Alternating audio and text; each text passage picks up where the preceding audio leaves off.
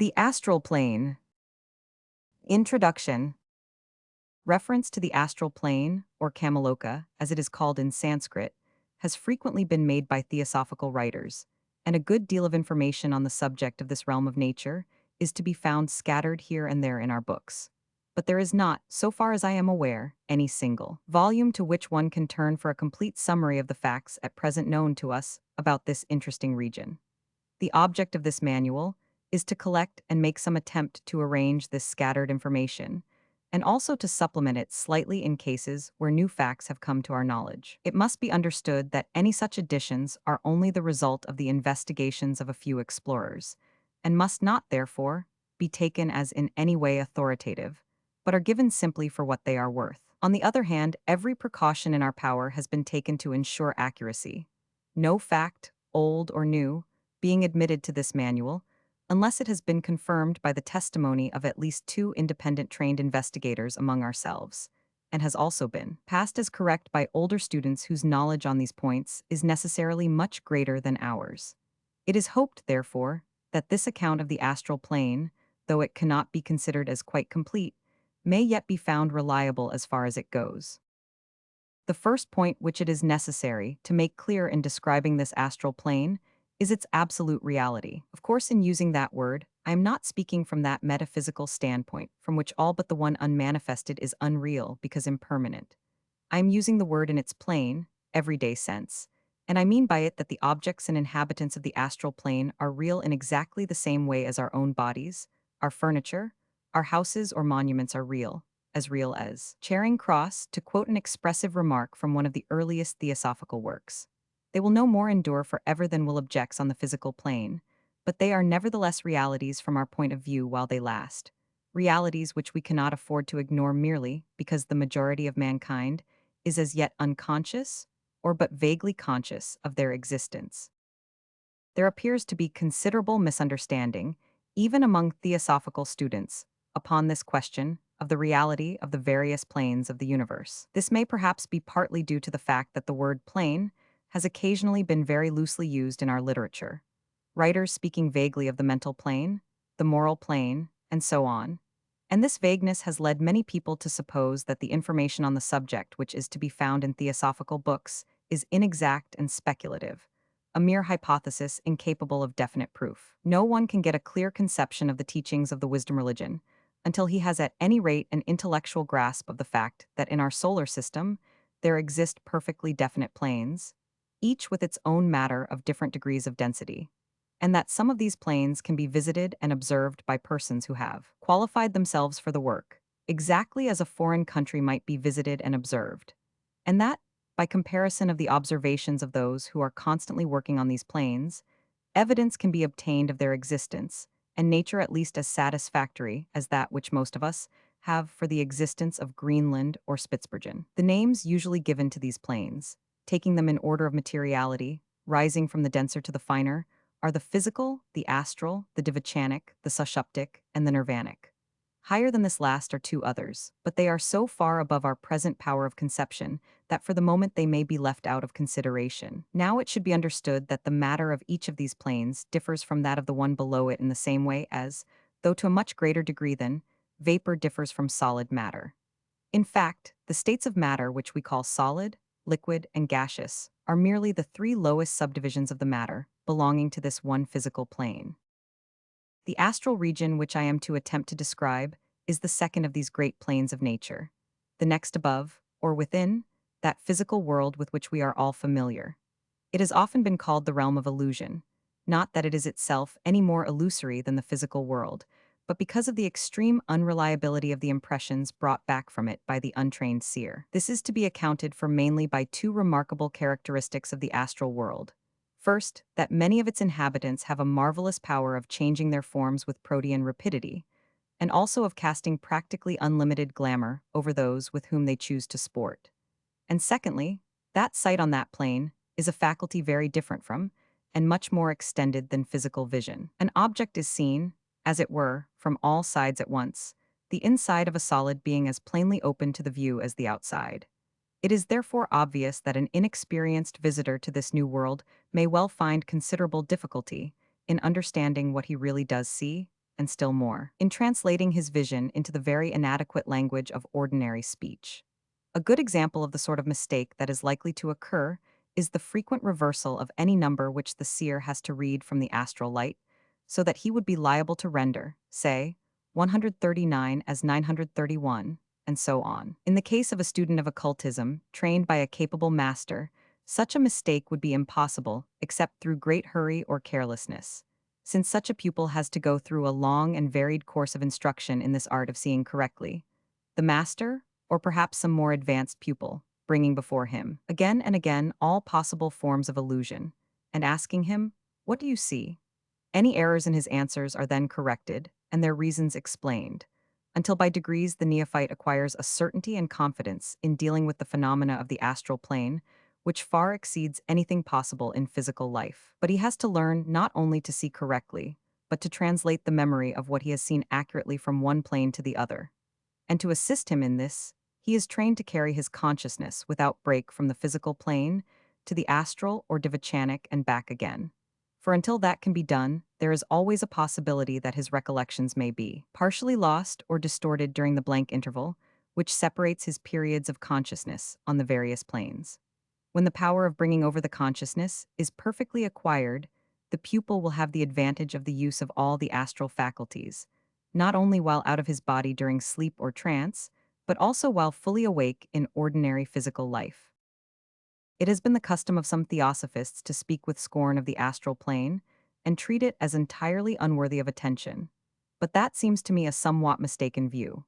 Most assuredly, that at which we have to aim is the purely spiritual plane, and it would be most disastrous for any student to neglect that higher development and rest satisfied with the attainment of astral consciousness. There are some whose karma is such as to enable them to develop the purely spiritual faculties first of all, to overleap the astral plane for the time, as it were.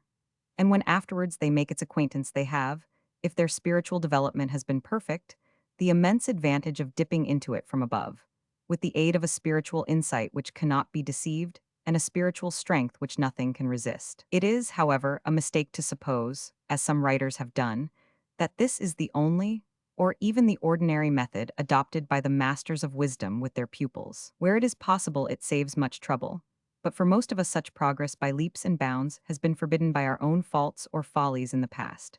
All that we can hope for is to win our way slowly, step by step. And since this astral plane lies next to our world of denser matter, it is usually in connection with it that our earliest superphysical experiences take place. It is therefore by no means without interest to those of us who are but beginners in these studies, and a clear comprehension of its mysteries may often be of the greatest importance to us, not only by enabling us to understand many of the phenomena of the seance room, of haunted houses, etc., which would otherwise be inexplicable, but also to guard ourselves and others from possible dangers. The first introduction to this remarkable region comes to people in various ways. Some only once in their whole lives under some unusual influence become sensitive enough to recognize the presence of one of its inhabitants, and perhaps, because the experience does not repeat itself, come in time to believe that on that occasion they must have been the victims of hallucination. Others find themselves with increasing frequency seeing and hearing something to which those around them are blind and deaf. Others again, and perhaps this is the commonest experience of all, begin to recollect with greater and greater clearness that which they have seen or heard on that other plane during sleep. Among those who make a study of these subjects, some try to develop the astral sight by crystal gazing or other methods, while those who have the inestimable advantage of the direct guidance of a qualified teacher will probably be placed upon that plane for the first time under his special protection, which will be continued until, by the application of various tests, he has satisfied himself that the pupil is proof against any danger or terror that he is likely to encounter. But however it may occur, the first actual realization that we are all the while in the midst of a great world full of active life, of which most of us are nevertheless entirely unconscious, cannot but be to some extent a memorable epoch in a man's existence. So abundant and so manifold is this life of the astral plane that at first it is absolutely bewildering to the neophyte. And even for the more practiced investigator, it is no easy task to attempt to classify and to catalog it. If the explorer of some unknown tropical forest were asked not only to give a full account of the country through which he had passed, with accurate details of its vegetable and mineral productions, but also to state the genus and species of every one of the myriad insects, birds, beasts, and reptiles which he had seen, he might well shrink appalled at the magnitude of the undertaking. Yet even this affords no parallel to the embarrassments of the psychic investigator, for in his case, matters are further complicated. First, by the difficulty of correctly translating from that plane to this the recollection of what he has seen, and secondly, by the utter inadequacy of ordinary language to express much of what he has to report. However, just as the explorer on the physical plane would probably commence his account of a country by some sort of general description of its scenery and characteristics, so it will be well to begin this slight sketch of the astral plane by endeavoring to give some idea of the scenery, which forms the background of its marvelous and ever-changing activities. Yet here at the outset, an almost insuperable difficulty confronts us in the extreme complexity of the matter. All who see fully on that plane agree that to attempt to call up before those whose eyes are as yet unopened a vivid picture of this astral scenery is like speaking to a blind man of the exquisite variety of tints in a sunset sky. However detailed and elaborate the description may be, there is no certainty that the idea presented before the hearer's mind will be an adequate representation of the truth. Scenery. First of all, then, it must be understood that the astral plane has 7 subdivisions, each of which has its corresponding degree of materiality and its corresponding condition of matter. Now, numbering these from the highest and least material downwards, we find that they naturally fall into 3 classes, divisions 1, 2 in forming one such class, and 5 in another, while the 7th and lowest of all stands alone. The difference between the matter of one of these classes and the next would be commensurable with that between a solid and a liquid, while the difference between the matter of the subdivisions of a class would rather resemble that between 2 kinds of solid, such as, say, steel and sand. Putting aside for the moment the 7th, we may say that divisions 4, 5 and of the astral plane have for their background the physical world we live in and all its familiar accessories. Life on the 6th division is simply our ordinary life on this earth, minus the physical body and its necessities, while as it ascends through the 5th and 4th divisions, it becomes less and less material, and is more and more withdrawn from our lower world and its interests. The scenery of these lower divisions, then, is that of the earth as we know it, but it is also very much more, for when looked at from this different standpoint, with the assistance of the astral senses, even purely physical objects present a very different appearance. As has already been mentioned, they are seen by one whose eyes are fully opened, not as usual from one point of view, but from all sides at once, an idea in itself sufficiently confusing. And when we add to this that every particle in the interior of a solid body is as fully and clearly visible as those on the outside, it will be comprehended that under such conditions, even the most familiar objects may at first be totally unrecognizable. Yet a moment's consideration will show that such vision approximates much more closely to true perception than does physical sight. Looked at on the astral plane, for example, the sides of a glass cube would all appear equal, as they really are, while on the physical plane we see the further side in perspective. That is, it appears smaller than the nearer side, which is, of course, a mere illusion. It is this characteristic of astral vision which has led to it sometimes being spoken of as sight in the 4th dimension, a very suggestive and expressive phrase. But in addition to these possible sources of error, matters are further complicated by the fact that astral sight cognizes forms of matter which, while still purely physical, are nevertheless invisible under ordinary conditions. Such, for example, are the particles composing the atmosphere, all the various emanations which are always being given out by everything that has life, and also 4 grades of a still finer order of physical matter which, for want of more distinctive names, must all be described as etheric. The latter form a kind of system by themselves, freely interpenetrating all other physical matter, and the investigation of their vibrations and the manner in which various higher forces affect them would in itself constitute a vast field of deeply interesting study for any man of science who possessed the requisite sight for its examination. Even when our imagination has fully grasped all that is comprehended in what has already been said, we do not yet understand half the complexity of the problem. For besides all these new forms of physical matter, we have to deal with the still more numerous and perplexing subdivisions of astral matter. We must note first that every material object, every particle even, has its astral counterpart, and this counterpart is itself not a simple body, but is usually extremely complex, being composed of various kinds of astral matter. In addition to this, each living creature is surrounded with an atmosphere of its own, usually called its aura. And in the case of human beings, this aura forms of itself a very fascinating branch of study. It is seen as an oval mass of luminous mist of highly complex structure, and from its shape has sometimes been called the auric egg. Theosophical readers will hear with pleasure that even at the early stage of his development, at which the pupil begins to acquire this astral sight, he is able to assure himself by direct observation of the accuracy of the teaching given through our great founder, Madame Blavatsky,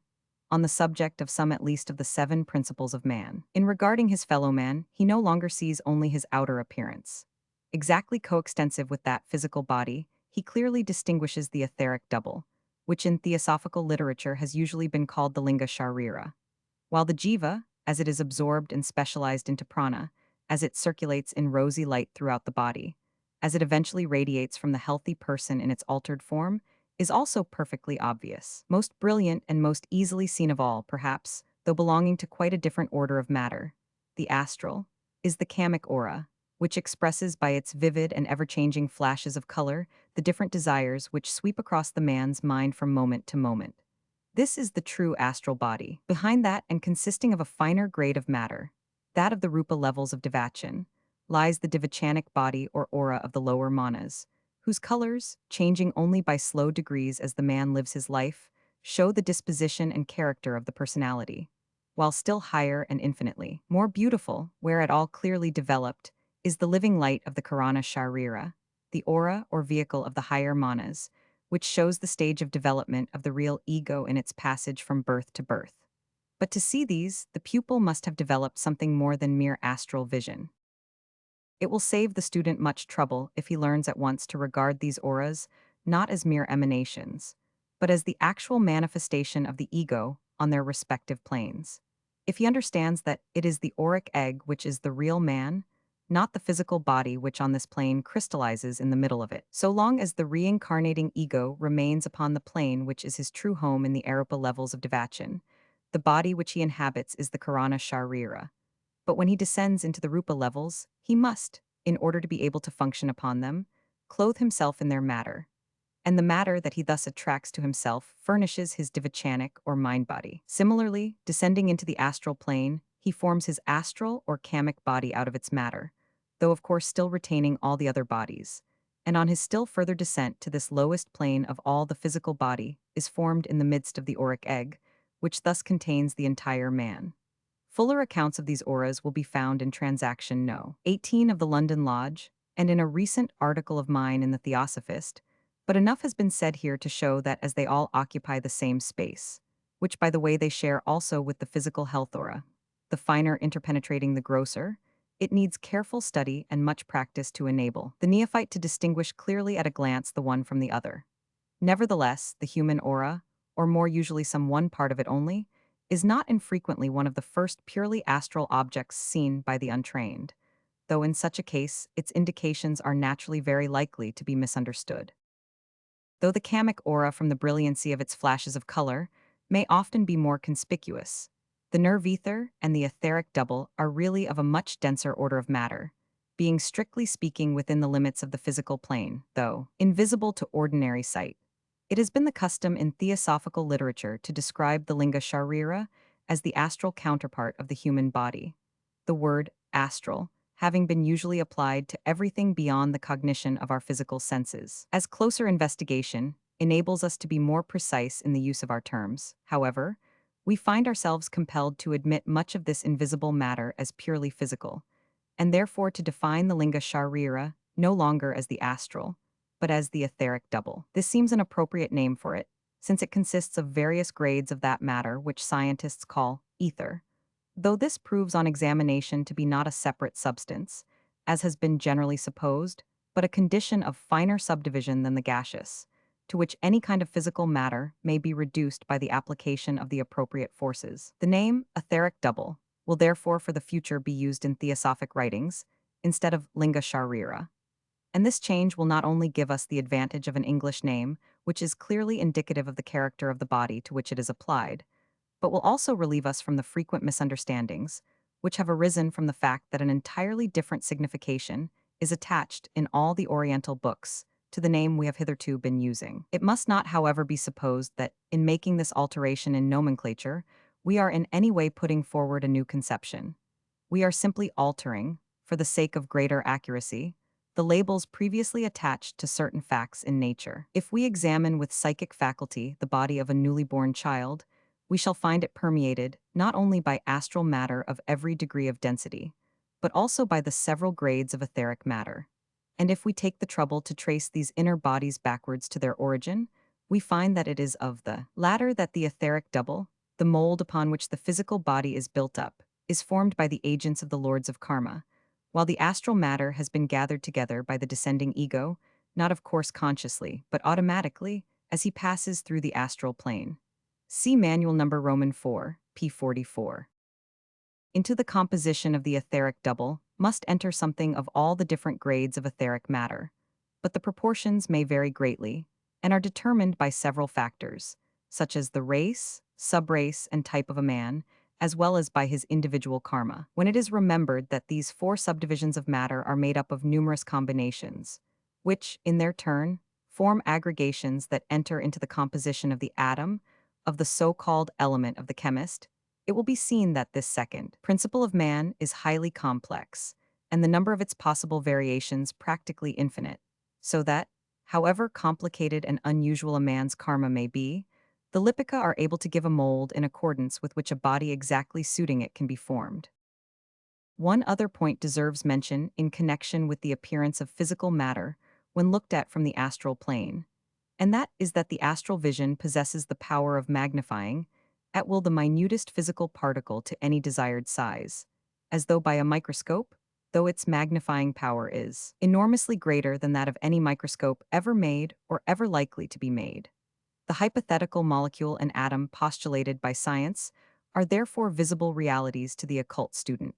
though the latter recognizes them as much more complex in their nature than the scientific man has yet discovered them to be. Here again is a vast field of study of absorbing interest to which a whole volume might readily be devoted. And a scientific investigator, who should acquire this astral sight in perfection, would not only find his experiments with ordinary and known phenomena immensely facilitated,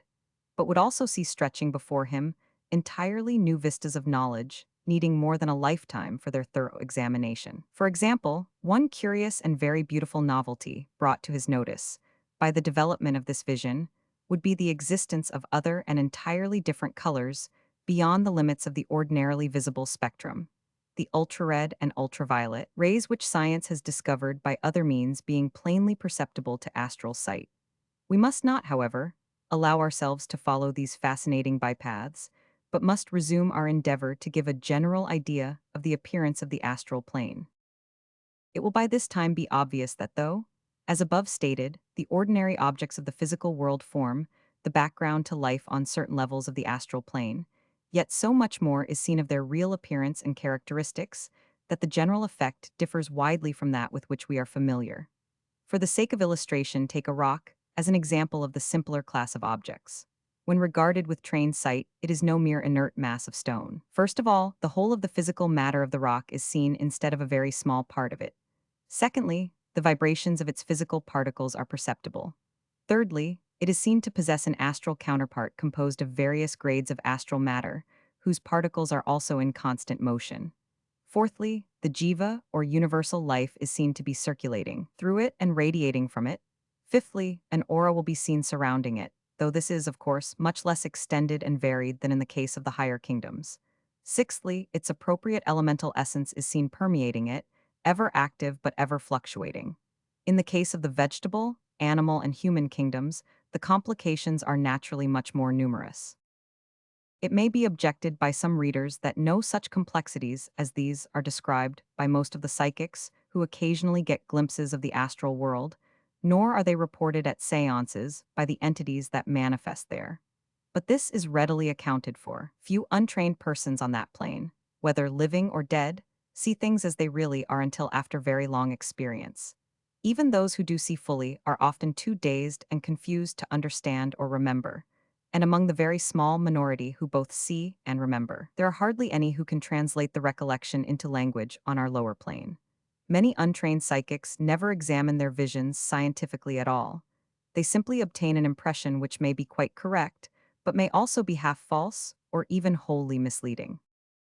All the more probable does the latter hypothesis become when we take into consideration the frequent tricks played by sportive denizens of the other world,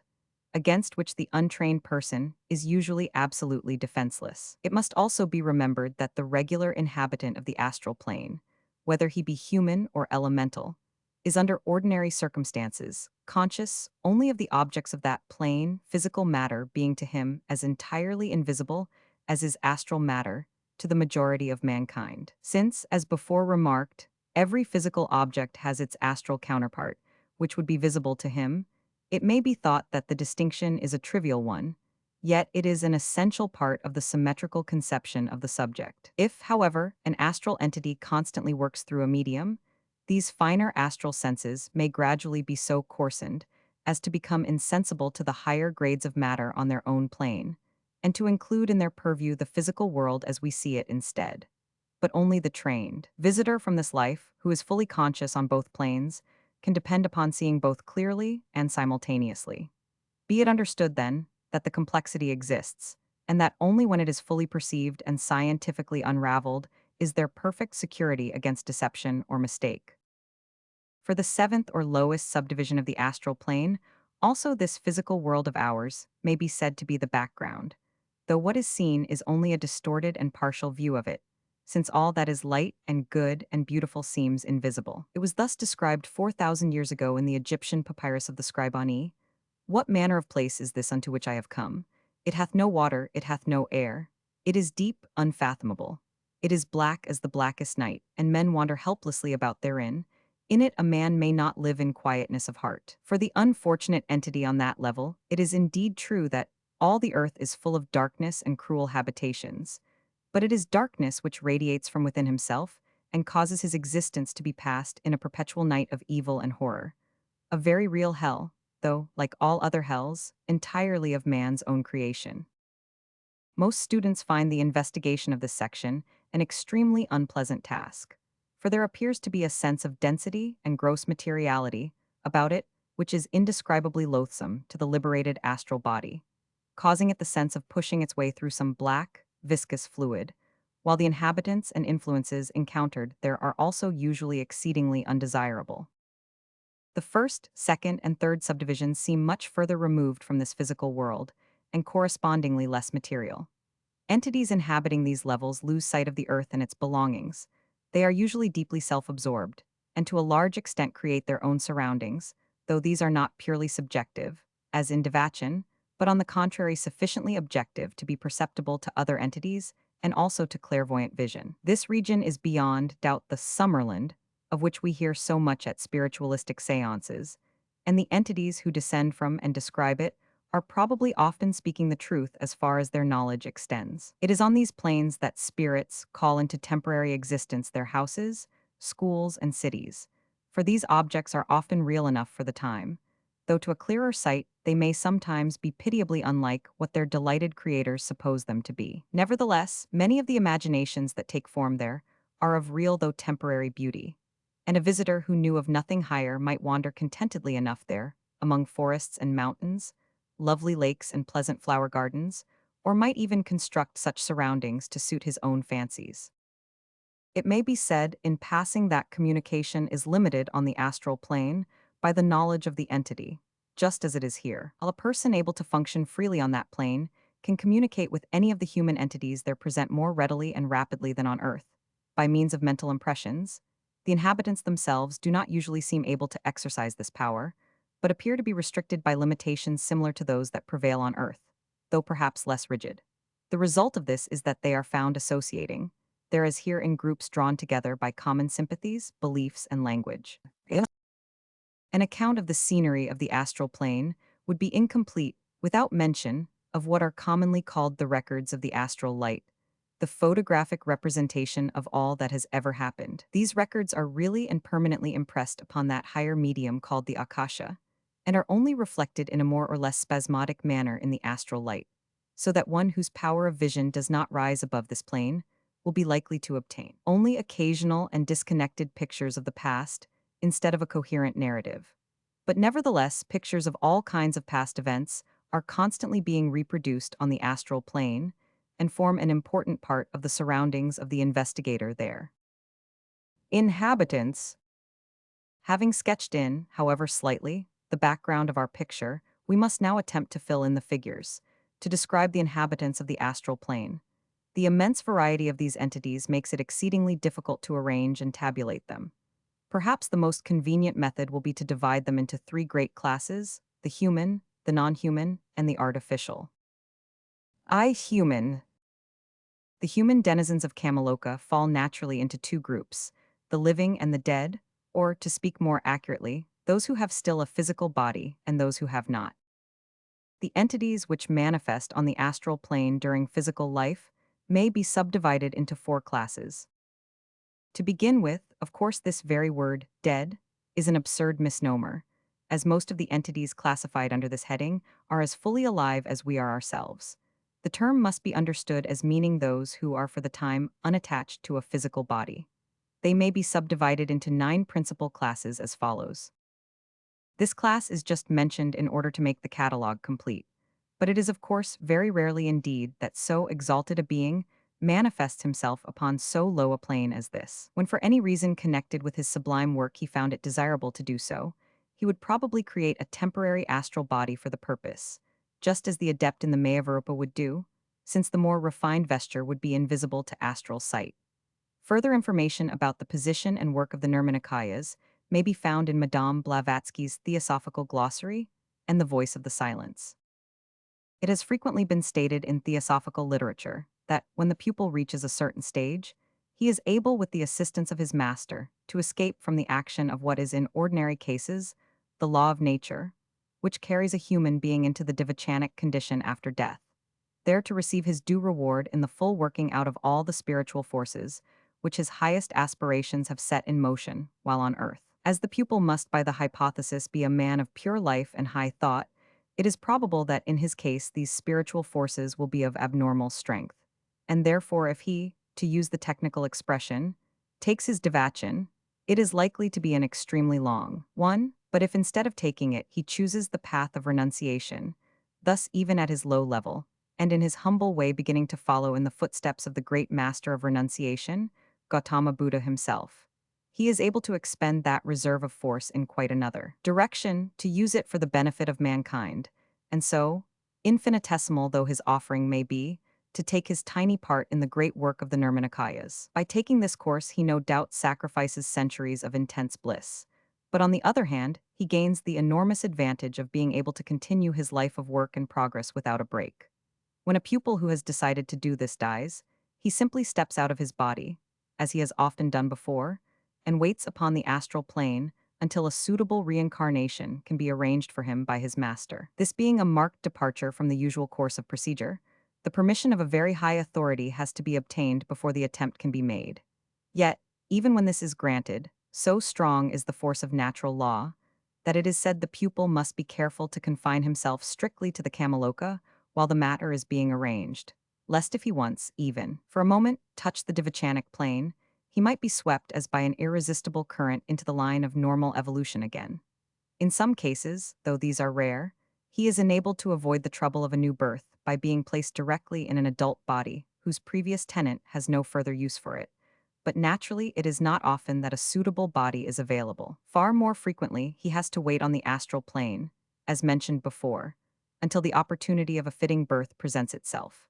In the meantime, however, he is losing no time, for he is just as fully himself as ever he was, and is able to go on with the work given him by his master even more quickly and efficiently than when in the physical body, since he is no longer hampered by the possibility of fatigue. His consciousness is of course quite complete, and he roams at will through all the divisions of the Kamaloka with equal facility.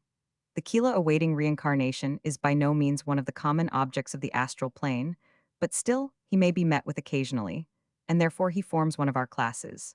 No doubt as the evolution of humanity proceeds, and an ever-increasing proportion enter upon the path of holiness, this class will become more numerous. Needless to say, this class is millions of times larger than those of which we have spoken, and the character and condition of its members vary within extremely wide limits. Within similarly wide limits may vary also the length of their lives upon the astral plane, for while there are those who pass only a few days or hours there, others remain upon this level for many years and even centuries. A man who has led a good and pure life, whose strongest feelings and aspirations have been unselfish and spiritual, will have no attraction to this plane, and will, if entirely left alone, find little to keep him upon it,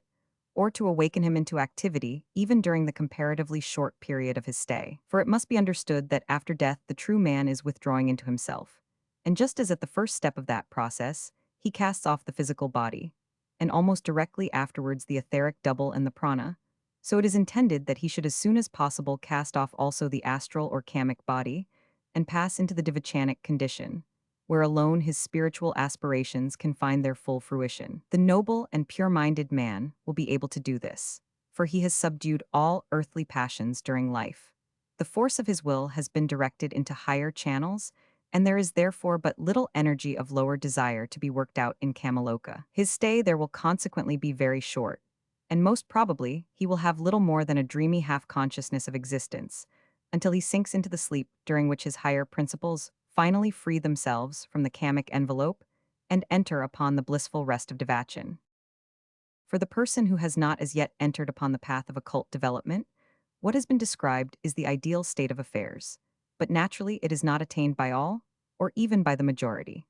The average man has by no means freed himself from the lower desires before death, and it takes a long period of more or less fully conscious life on the astral plane to allow the forces he has generated to work themselves out, and thus release the higher ego. The body which he occupies during this period is the kamarupa, which may be described as a rearrangement of the matter of his astral body.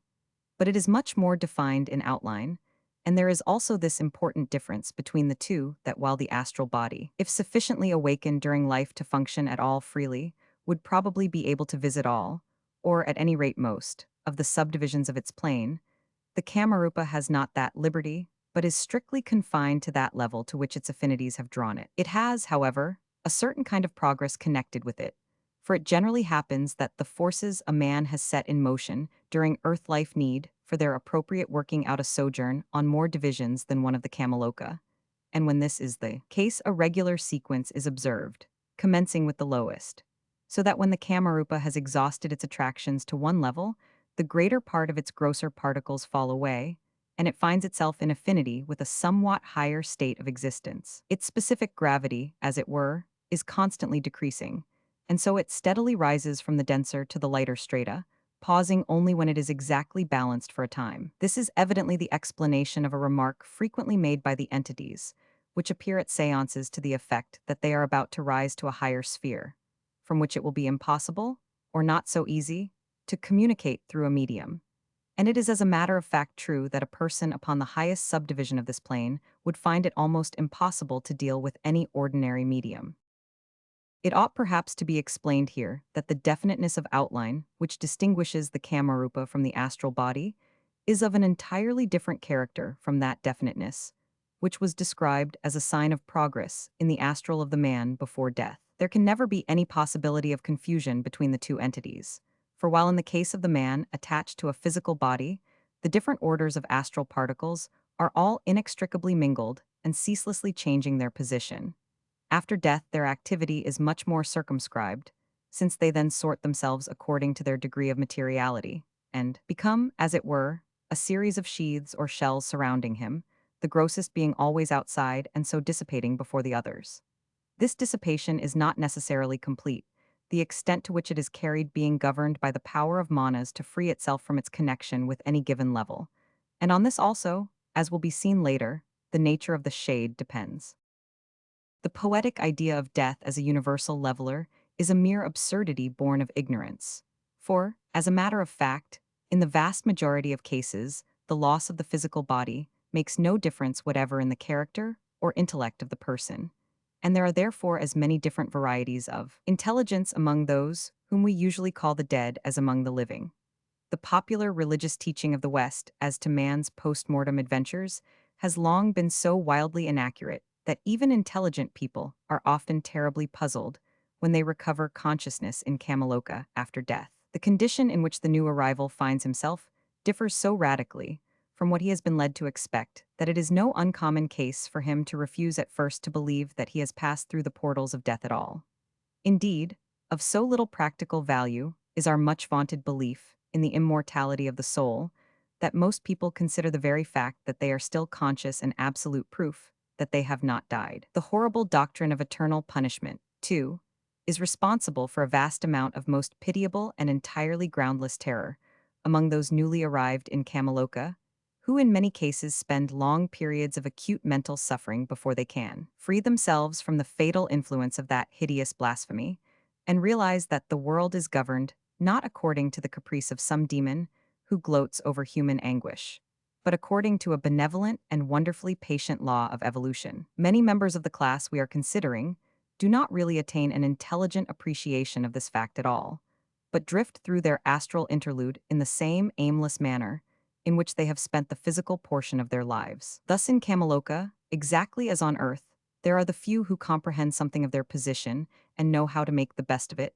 and the many who have not yet acquired that knowledge. And there, just as here, the ignorant are rarely ready to profit by the advice or example of the wise. But of whatever grade the entity's intellect may be, it is always a fluctuating, and on the whole a gradually diminishing quantity. For the lower manas is being drawn in opposite directions by the higher triad, which acts on it from above its level, and the kama which operates from below. And therefore it oscillates between the two attractions, with an ever-increasing tendency towards the former as the kamic forces wear themselves out. And here comes in the evil of what is called at seances the development of a spirit through a medium, a process the object of which is to intensify the downward pull of the kama, to awaken the lower portion of the entity, that being all that can be reached from the natural and desirable unconsciousness into which it is passing, and thus to prolong unnaturally its existence in the Cameloka. The peculiar danger of this will be seen when it is recollected that the real man is all the while steadily withdrawing into himself, and is therefore as time goes on less and less able to influence or guide this lower portion, which nevertheless, until the separation is complete,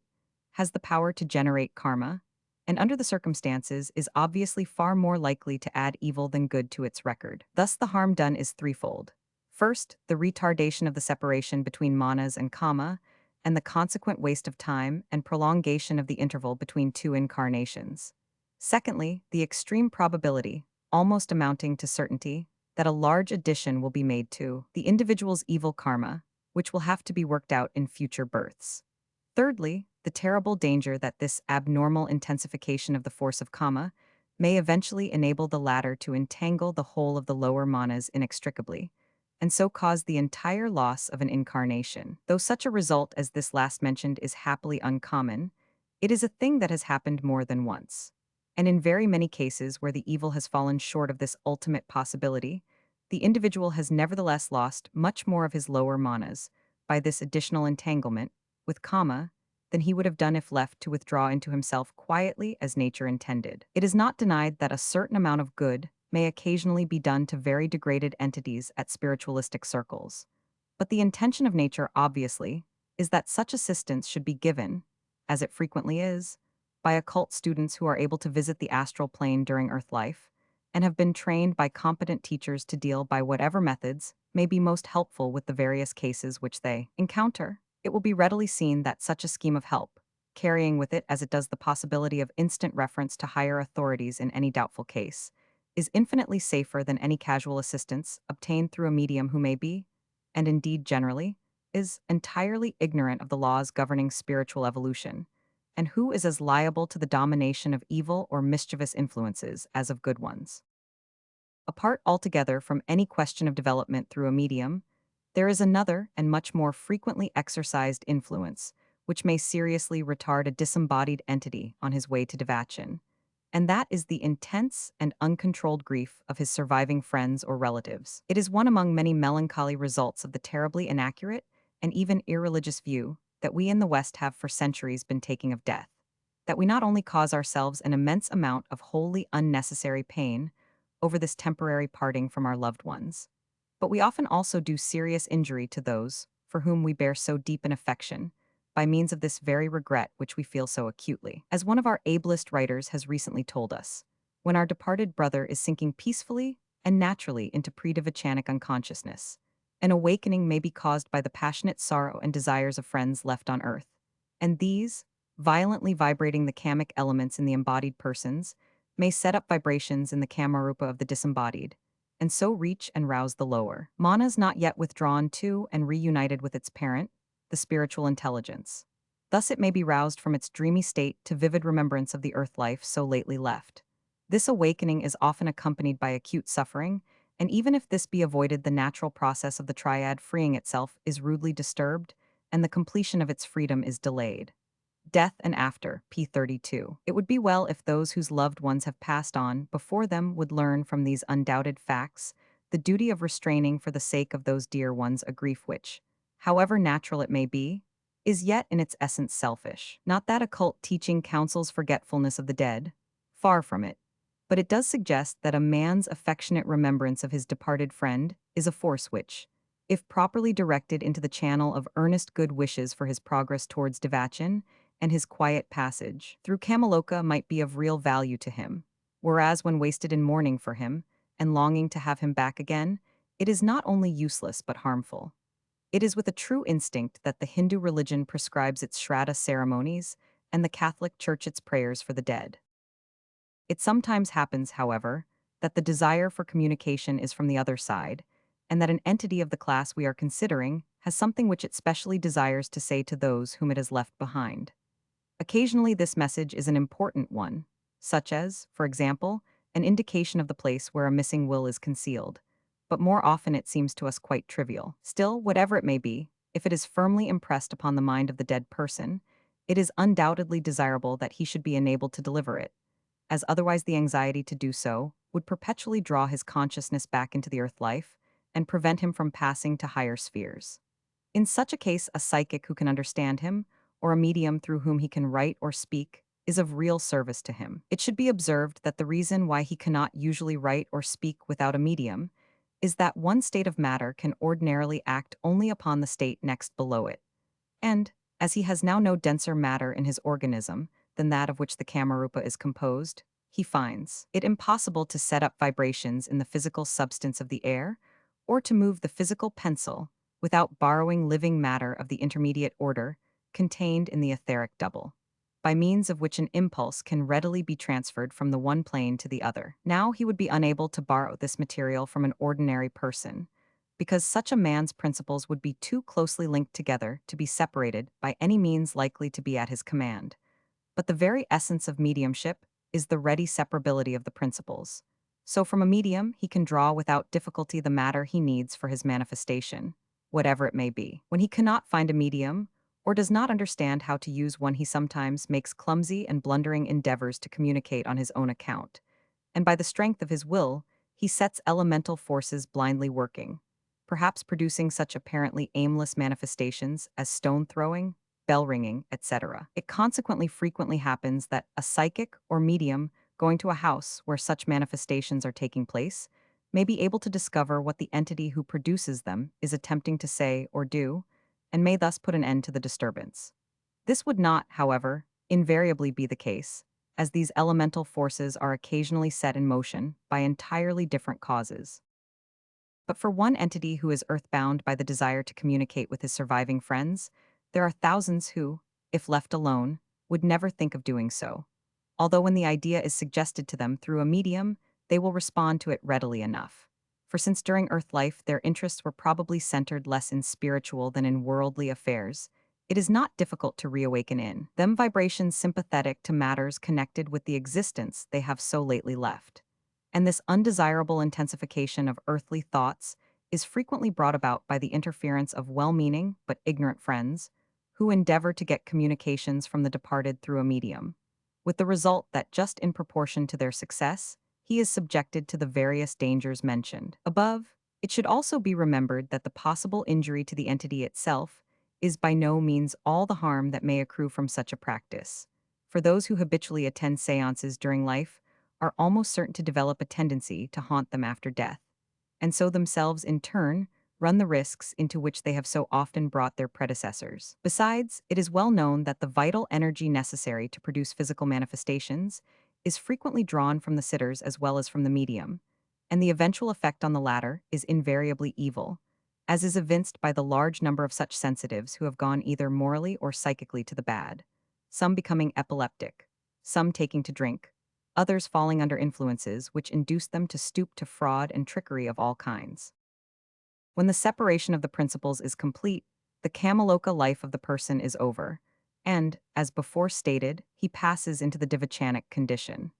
But just as when he dies to this plane, he leaves his physical body behind him, so when he dies to the astral plane, he leaves his Kamarupa behind him. If he has purged himself from all earthly desires during life, and directed all his energies into the channels of unselfish spiritual aspiration, his higher ego will be able to draw back into itself the whole of the lower manas, which it put forth into incarnation. In that case, the Kamarupa left behind on the astral plane will be a mere corpse like the abandoned physical body, and it will then come not into this class but into the next. Even in the case of a man of somewhat less perfect life, almost the same result may be attained if the forces of lower desire are allowed to work themselves out undisturbed in Kamaloka, but the majority of mankind make but very trifling and perfunctory efforts, while on earth to rid themselves of the less elevated impulses of their nature, and consequently doom themselves not only to a greatly prolonged sojourn on the astral plane, but also to what cannot be described otherwise than as a loss of a portion of the lower manas. This is, no doubt, a very material method of expressing the great mystery of the reflection of the higher manas in the lower. But since only those who have passed the portals of initiation can fully comprehend this, we must content ourselves with the nearest approximation to exactitude which is possible to us. And as a matter of fact, a very fairly accurate idea of what actually takes place will be obtained by adopting the hypothesis that the monasic principle sends down a portion of itself into the lower world of physical life at each incarnation and expects to be able to withdraw it again at the end of the life, enriched by all its varied experiences. The ordinary man, however, usually allows himself to be so pitiably enslaved by all sorts of base desires that a certain portion of this lower manas becomes very closely interwoven with kama. And when the separation takes place, his life in Kamaloka being over, the monasic principle has, as it were, to be torn apart, the degraded portion remaining within the Kamarupa. This Kamarupa then consists of the particles of astral matter from which the lower manas has not been able to disengage itself, and which therefore retain it captive. For when manas passes into devachan, these clinging fragments adhere to a portion of it, and as it were wrench it away. The proportion of the matter of each level present in the Kamarupa will therefore depend on the extent to which manas has become inextricably entangled with the lower passions.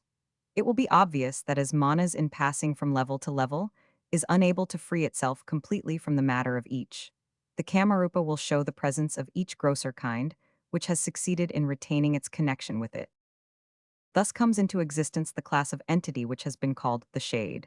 An entity, be it observed, which is not in any sense the real individual at all, for he has passed away into devachan, but nevertheless not only bears his exact personal appearance, but possesses his memory and all his little idiosyncrasies, and may therefore very readily personate him, as indeed it frequently does at seances. It is not, of course, conscious of any act of impersonation, for as far as its intellect goes, it must necessarily suppose itself to be the individual. But one can imagine the horror and disgust of the friends of the departed, if they could only realize that they had been deceived into accepting, as their loved one, a mere soulless bundle of all his worst qualities. Its length of life varies according to the amount of the lower manas which animates it, but as this is all the while in process of fading out, its intellect is a steadily diminishing quantity, though it may possess a great deal of a certain sort of animal cunning. And even quite towards the end of its career, it is still able to communicate by borrowing temporary intelligence from the medium. From its very nature, it is exceedingly liable to be swayed by all kinds of evil influences, and, having separated from its higher ego, it has nothing in its constitution capable of responding to good ones. It therefore lends itself readily to various minor purposes of some of the baser sort of black magicians. So much of the matter of the monasic nature, as it possesses, gradually disintegrates and returns to its own plane, though not to any individual mind, and thus the shade fades by almost imperceptible gradations into a member of our next class. This is absolutely the mere astral corpse in process of disintegration, every particle of the lower manas having left it.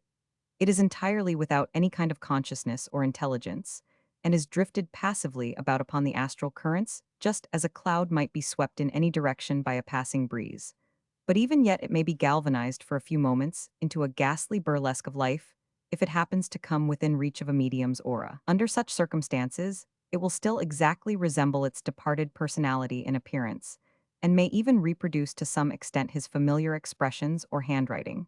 But it does so merely by the automatic action of the cells of which it is composed, which tend under stimulation to repeat the form of action to which they are most accustomed. And whatever amount of intelligence may lie behind any such manifestation has most assuredly no connection with the original entity,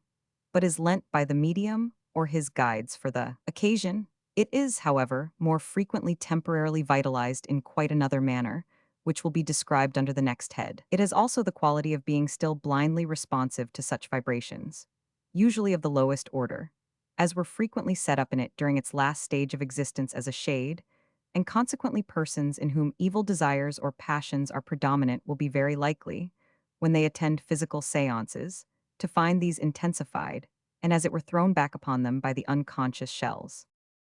There is also another variety of corpse which it is necessary to mention under this head, though it belongs to a much earlier stage of man's post-mortem history. It has been stated above that, after the death of the physical body, the kamarupa is comparatively quickly formed, and the etheric double cast off, this latter body being destined to slow disintegration, precisely as is the kamarupic shell at a later stage of the proceedings. This etheric shell, however, is not to be met with drifting aimlessly about, as is the variety with which we have hitherto been dealing. On the contrary, it remains within a few yards of the decaying physical body, and since it is readily visible to anyone even slightly sensitive, it is accountable for many of the commonly current stories of churchyard ghosts. A psychically developed person passing one of our great cemeteries will see hundreds of these bluish-white, misty forms hovering over the graves where are laid the physical vestures which they have recently left. And as they, like their lower counterparts, are in various stages of disintegration, the sight is by no means a pleasant one. This also, like the other kind of shell, is entirely devoid of consciousness and intelligence. And though it may under certain circumstances be galvanized into a very horrible form of temporary life,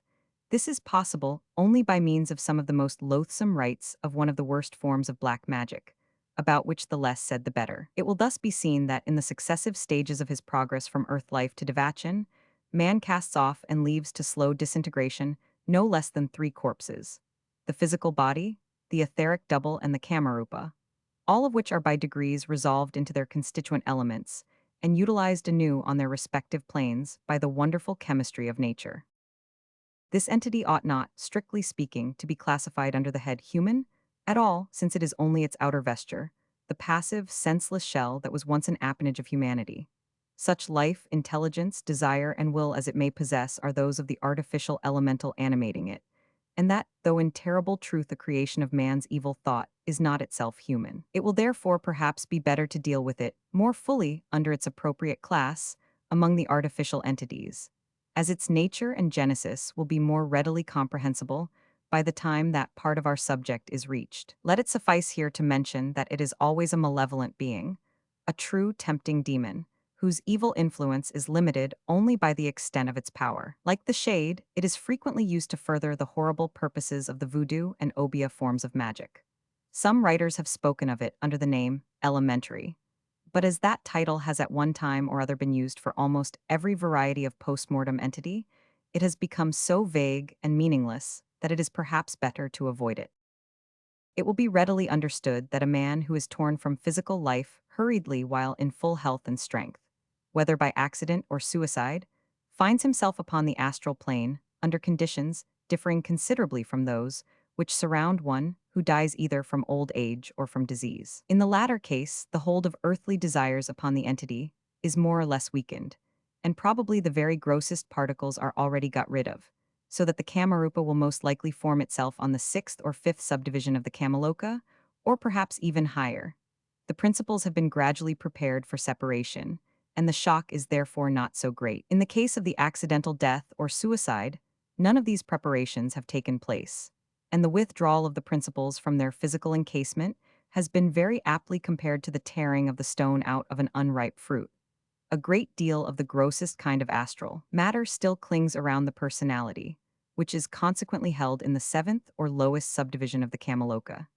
This has already been described as anything but a pleasant abiding place, yet it is by no means the same for all those who are compelled for a time to inhabit it. Those victims of sudden death whose earth lives have been pure and noble have no affinity for this plane,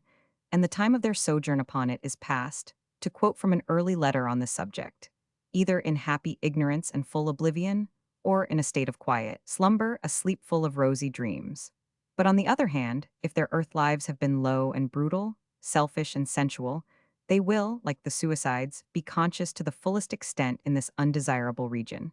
and they are liable to develop into terribly evil entities, inflamed with all kinds of horrible appetites, which they can no longer satisfy directly now they are without a physical body. They gratify their loathsome passions vicariously through a medium or any sensitive person whom they can obsess. And they take a devilish delight in using all the arts of delusion, which the astral plane puts in their power in order to lead others into the same excesses which have proved so fatal to themselves. Quoting again from the same letter, these are the pisachas, the incubi and succubae of medieval writers, demons of thirst and gluttony, of lust and avarice, of intensified craft, wickedness and cruelty, provoking their victims to horrible crimes and reveling in their commission. From this class and the last are drawn the tempters, the devils of ecclesiastical literature, but their power fails utterly before purity of mind and purpose. They can do nothing with a man unless he has first encouraged in himself the vices into which they seek to draw him. One whose psychic sight has been opened will often see crowds of these unfortunate creatures hanging round butchers' shops, public houses, or other even more disreputable places, wherever the gross influences in which they delight are to be found, and where they encounter men and women still in the flesh who are like-minded with themselves. For such an entity as one of these to meet with a medium with whom he is in affinity is indeed a terrible misfortune. Not only does it enable him to prolong enormously his dreadful life in Kamaloka, but it renews for perhaps an indefinite period his power to generate evil karma, and so prepare for himself a future incarnation of the most degraded character, besides running the risk of losing a large portion, or even the whole of the lower manas. On this lowest level of the astral plane, he must stay at least as long as his earthly life would have lasted if it had not been prematurely cut short. And if he is fortunate enough not to meet with a sensitive through whom his passions can be vicariously gratified, the unfulfilled desires will gradually burn themselves out, and the suffering caused in the process will probably go far towards working off the evil karma of the past life. The position of the suicide is further complicated by the fact that his rash act has enormously diminished the power of the higher ego to withdraw its lower portion into itself, and therefore has exposed him to manifold and great additional dangers. But it must be remembered that the guilt of suicide differs considerably according to its circumstances, from the morally blameless act of Seneca or Socrates through all degrees down to the heinous crime of the wretch, who takes his own life in order to escape from the entanglements into which his villainy has brought him, and of course the position after death varies accordingly.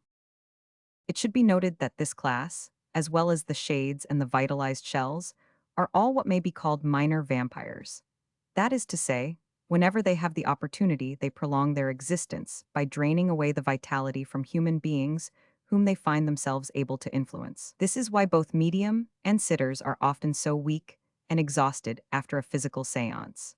A student of occultism is taught how to guard himself from their attempts, but without that knowledge, it is difficult for one who puts himself in their way to avoid being more or less laid under contribution by the vampire and werewolf. There remain two even more awful, but happily very rare possibilities to be mentioned before this part of our subject is completed,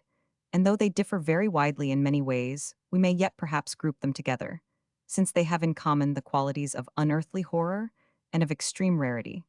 the latter arising from the fact that they are really relics of earlier races. We of the fifth root race ought to have evolved beyond the possibility of meeting such a ghastly fate,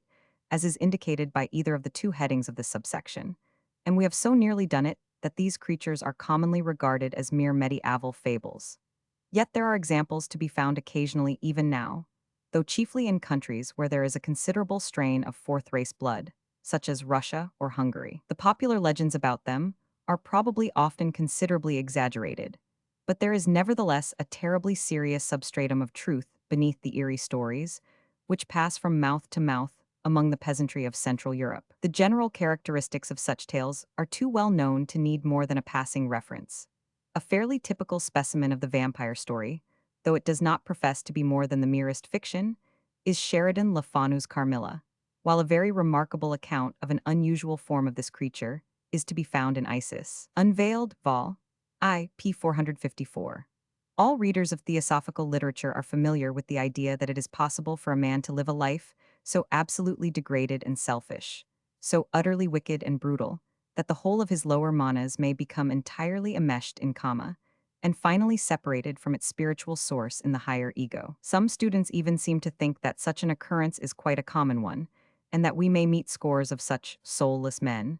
as they have been called, in the street every day of our lives. But this, happily, is untrue. To attain the appalling preeminence in evil, which thus involves the entire loss of a personality and the weakening of the developing individuality behind, a man must stifle every gleam of unselfishness or spirituality, and must have absolutely no redeeming point whatever. And when we remember how often, even in the worst of villains, there is to be found something not wholly bad, we shall realize that the abandoned personalities must always be a very small minority. Still, comparatively few though they be, they do exist, and it is from their ranks that the still rarer vampire is drawn. The lost entity would very soon after death find himself unable to stay in Kamaloka, and would be irresistibly drawn in full consciousness into his own place. The mysterious eighth sphere, there slowly to disintegrate after experiences best left undescribed. If, however, he perishes by suicide or sudden death, he may, under certain circumstances, especially if he knows something of black magic, hold himself back from that awful fate by a death in life scarcely less awful, the ghastly existence of the vampire. Since the eighth sphere cannot claim him until after the death of the body, he preserves it in a kind of cataleptic trance by the horrible expedient of the transfusion into it of blood drawn from other human beings by his semi-materialized Kamarupa, and thus postpones his final destiny by the commission of wholesale murder. As popular superstition, again quite rightly supposes, the easiest and most effectual remedy in such a case is to exhume and burn the body, thus depriving the creature of his point d'appui. When the grave is opened, the body usually appears quite fresh and healthy, and the coffin is not infrequently filled with blood. Of course, in countries where cremation is the custom, vampirism of this sort is impossible. The werewolf, though equally horrible, is the product of a somewhat different karma, and indeed ought perhaps to have found a place under the first instead of the second division of the human inhabitants of Kamaloka, since it is always during a man's lifetime that he first manifests under this form. It invariably implies some knowledge of magical arts, sufficient at any rate to be able to project the astral body. When a perfectly cruel and brutal man does this, there are certain circumstances under which the body may be seized upon by other astral entities and materialized, not into the human form, but into that of some wild animal, usually the wolf. And in that condition it will range the surrounding country, killing other animals, and even human beings, thus satisfying not only its own craving for blood, but that of the fiends who drive it on. In this case, as so often with the ordinary astral body, any wound inflicted upon the animal materialization will be reproduced upon the human physical body by the extraordinary phenomenon of repercussion, though after the death of that physical body the Kamarupa, which will probably continue to appear in the same form, will be less vulnerable. It will then, however, be also less dangerous, as unless it can find a suitable medium it will be unable to materialize fully. It has been the fashion of this century to scoff at what are called the foolish superstitions of the ignorant peasantry.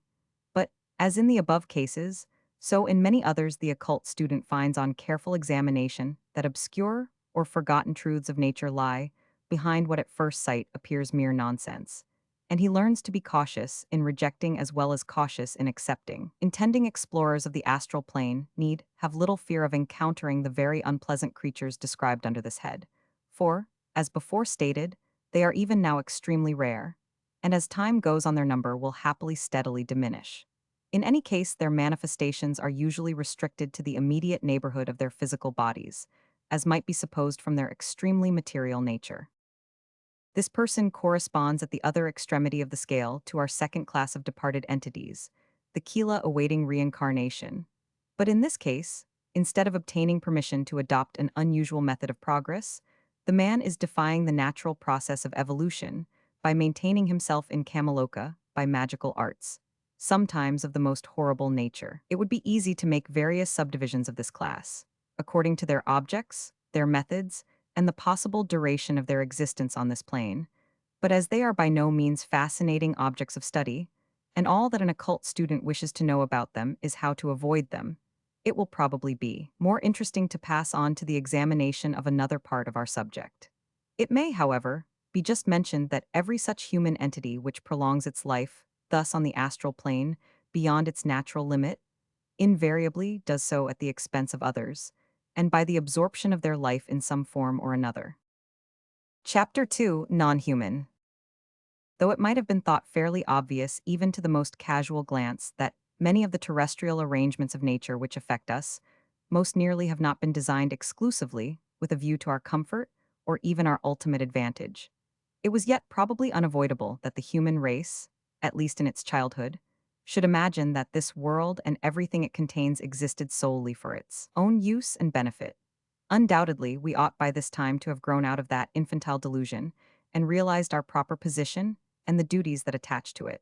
That most of us have not yet done so is shown in a dozen ways in our daily life, notably by the atrocious cruelty habitually displayed towards the animal kingdom, under the name of sport, by many who probably consider themselves highly civilized people. Of course, the veriest tyro in the holy science of occultism knows that all life is sacred, and that without universal compassion, there is no true progress. But it is only as he advances in his studies that he discovers how manifold evolution is, and how comparatively small a place humanity really fills in the economy of nature. It becomes clear to him that just as earth, air, and water support myriads of forms of life, which, though invisible to the ordinary eye, are revealed to us by the microscope, so the higher planes connected with our Earth have an equally dense population of whose existence we are ordinarily completely unconscious. As his knowledge increases, he becomes more and more certain that, in one way or another, the utmost use is being made of every possibility of evolution, and that wherever it seems to us that in nature force or opportunity is being wasted or neglected, it is not the scheme of the universe that is in fault, but our ignorance of its method and intention. For the purposes of our present consideration of the non-human inhabitants of the astral plane, it will be best to leave out of consideration those very early forms of the universal life which are evolving, in a manner of which we can have little comprehension, through the successive encasement of atoms, molecules, and cells. For if we commence at the lowest of what are usually called the elemental kingdoms, we shall even then have to group together under this general heading an enormous number of inhabitants of the astral plane upon whom it will be possible to touch only very slightly, as anything like a detailed account of them would swell this manual to the dimensions of an encyclopedia. The most convenient method of arranging the non-human entities will perhaps be in four classes, it being understood that in this case the class is not, as previously, a comparatively small subdivision, but usually a great kingdom of nature at least as large and varied as, say, the animal or vegetable kingdom. Some of these rank considerably below humanity, some are our equals, and others again rise far above us in goodness and power. Some belong to our scheme of evolution, that is to say, they either have been or will be men like ourselves. Others are evolving on entirely distinct lines of their own.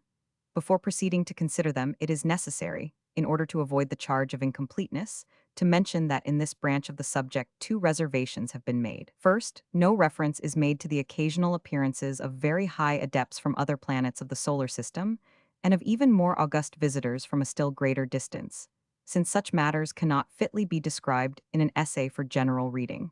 And besides, it is practically inconceivable, though of course theoretically possible, that such glorified beings should ever need to manifest themselves on a plane so low as the astral. If for any reason they should wish to do so, the body appropriate to the plane would be temporarily created out of astral matter belonging to this planet, just as in the case of the Nirmanakaya. Secondly, quite outside of, and entirely unconnected with the four classes into which we are dividing this section, there are two other great evolutions which at present share the use of this planet with humanity.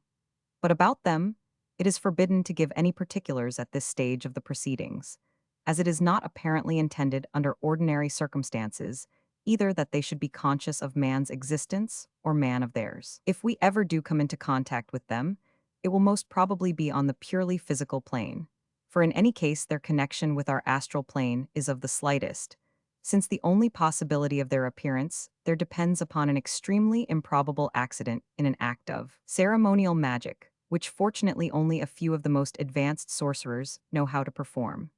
Nevertheless, that improbable accident has happened at least once, and may happen again, so that, but for the prohibition above mentioned, it would have been necessary to include them in our list.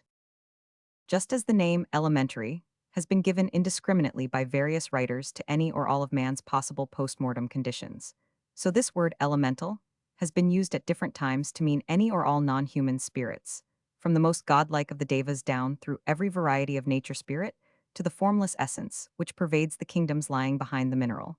Until after reading several books, the student becomes absolutely bewildered by the contradictory statements made on the subject. For the purposes of this treatise, it will perhaps simplify matters to restrict its meaning to the last mentioned class only, and use it to denote the three great kingdoms which precede the mineral in the order of our evolution.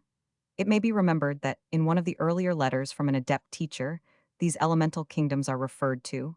and the statement is made that the first and second cannot readily be comprehended except by an initiate. Fortunately, this, the most incomprehensible part of the vast subject, does not come within the province of this manual, as those first and second elemental kingdoms exist and function respectively upon the Arupa and Rupa levels of the Divachanic plane. We have consequently to deal for the moment only with Kingdom No. 3, the one next before the mineral, though even that will be found quite sufficiently complicated, as will be understood when it is stated that it contains just over 2,400 perfectly distinct varieties of elemental essence, each of which the pupil who wishes to attain perfect control of the astral forces must learn not only to distinguish instantly at sight, but to deal with in its own special method and no other. Of course, phenomena of various sorts may be, and constantly are, produced by those who are able to wield only one or two of these forces, but the adept prefers to take the additional trouble requisite to understand all of them thoroughly, and uses in every case precisely the most appropriate force or combination of forces, so that his object may be attained with scientific accuracy and with the least possible expenditure of energy. To speak, as we so often do, of an elemental in connection with the group we are now considering is somewhat misleading, for strictly speaking there is no such thing. What we find is a vast store of elemental essence, wonderfully sensitive to the most fleeting human thought, responding with inconceivable delicacy in an infinitesimal fraction of a second to a vibration set up in it even by an entirely unconscious exercise of human will or desire. But the moment that by the influence of such thought or exercise of will it is molded into a living force, into something that may correctly be described as an elemental, it at once ceases to belong to the category we are discussing and becomes a member of the artificial class. Even then, its separate existence is usually of the most evanescent character, and as soon as its impulse has worked itself out, it sinks back into the undifferentiated mass of that particular subdivision of elemental essence from which it came. It would be tedious to attempt to catalogue these subdivisions, and indeed, even if a list of them were made, it would be unintelligible except to the practical student who can call them up before him and compare them. Some idea of the leading lines of classification can, however, be grasped without much trouble and may prove of interest.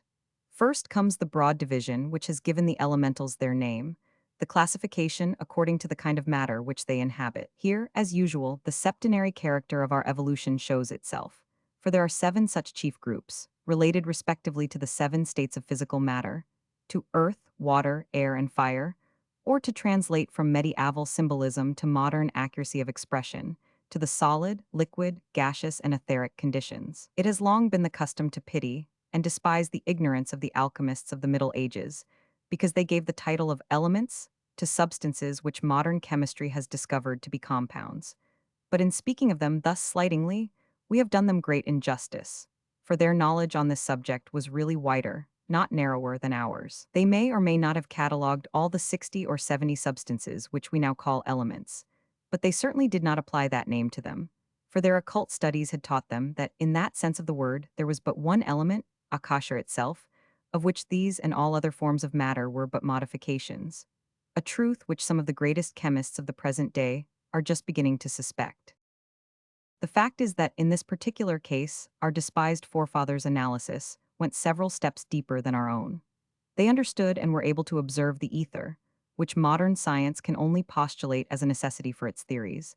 They were aware that it consists of physical matter in four entirely distinct states above the gaseous, a fact which has not yet been rediscovered. They knew that all physical objects consisted of matter in one or other of these seven states, and that into the composition of every organic body all seven entered in a greater or lesser degree. Hence all their talk of fiery and watery humors, or elements, which seems so grotesque to us. It is obvious that they used the latter word simply as a synonym for constituent parts, without in the least degree intending it to connote the idea of substances, which could not be further reduced. They knew also that each of these orders of matter served as an upadhi, or basis of manifestation, for a great class of evolving monadic essence, and so they christened the essence elemental. What we have to try to realize, then, is that in every particle of solid matter, so long as it remains in that condition, there resides, to use the picturesque phraseology of medieval students, an earth elemental.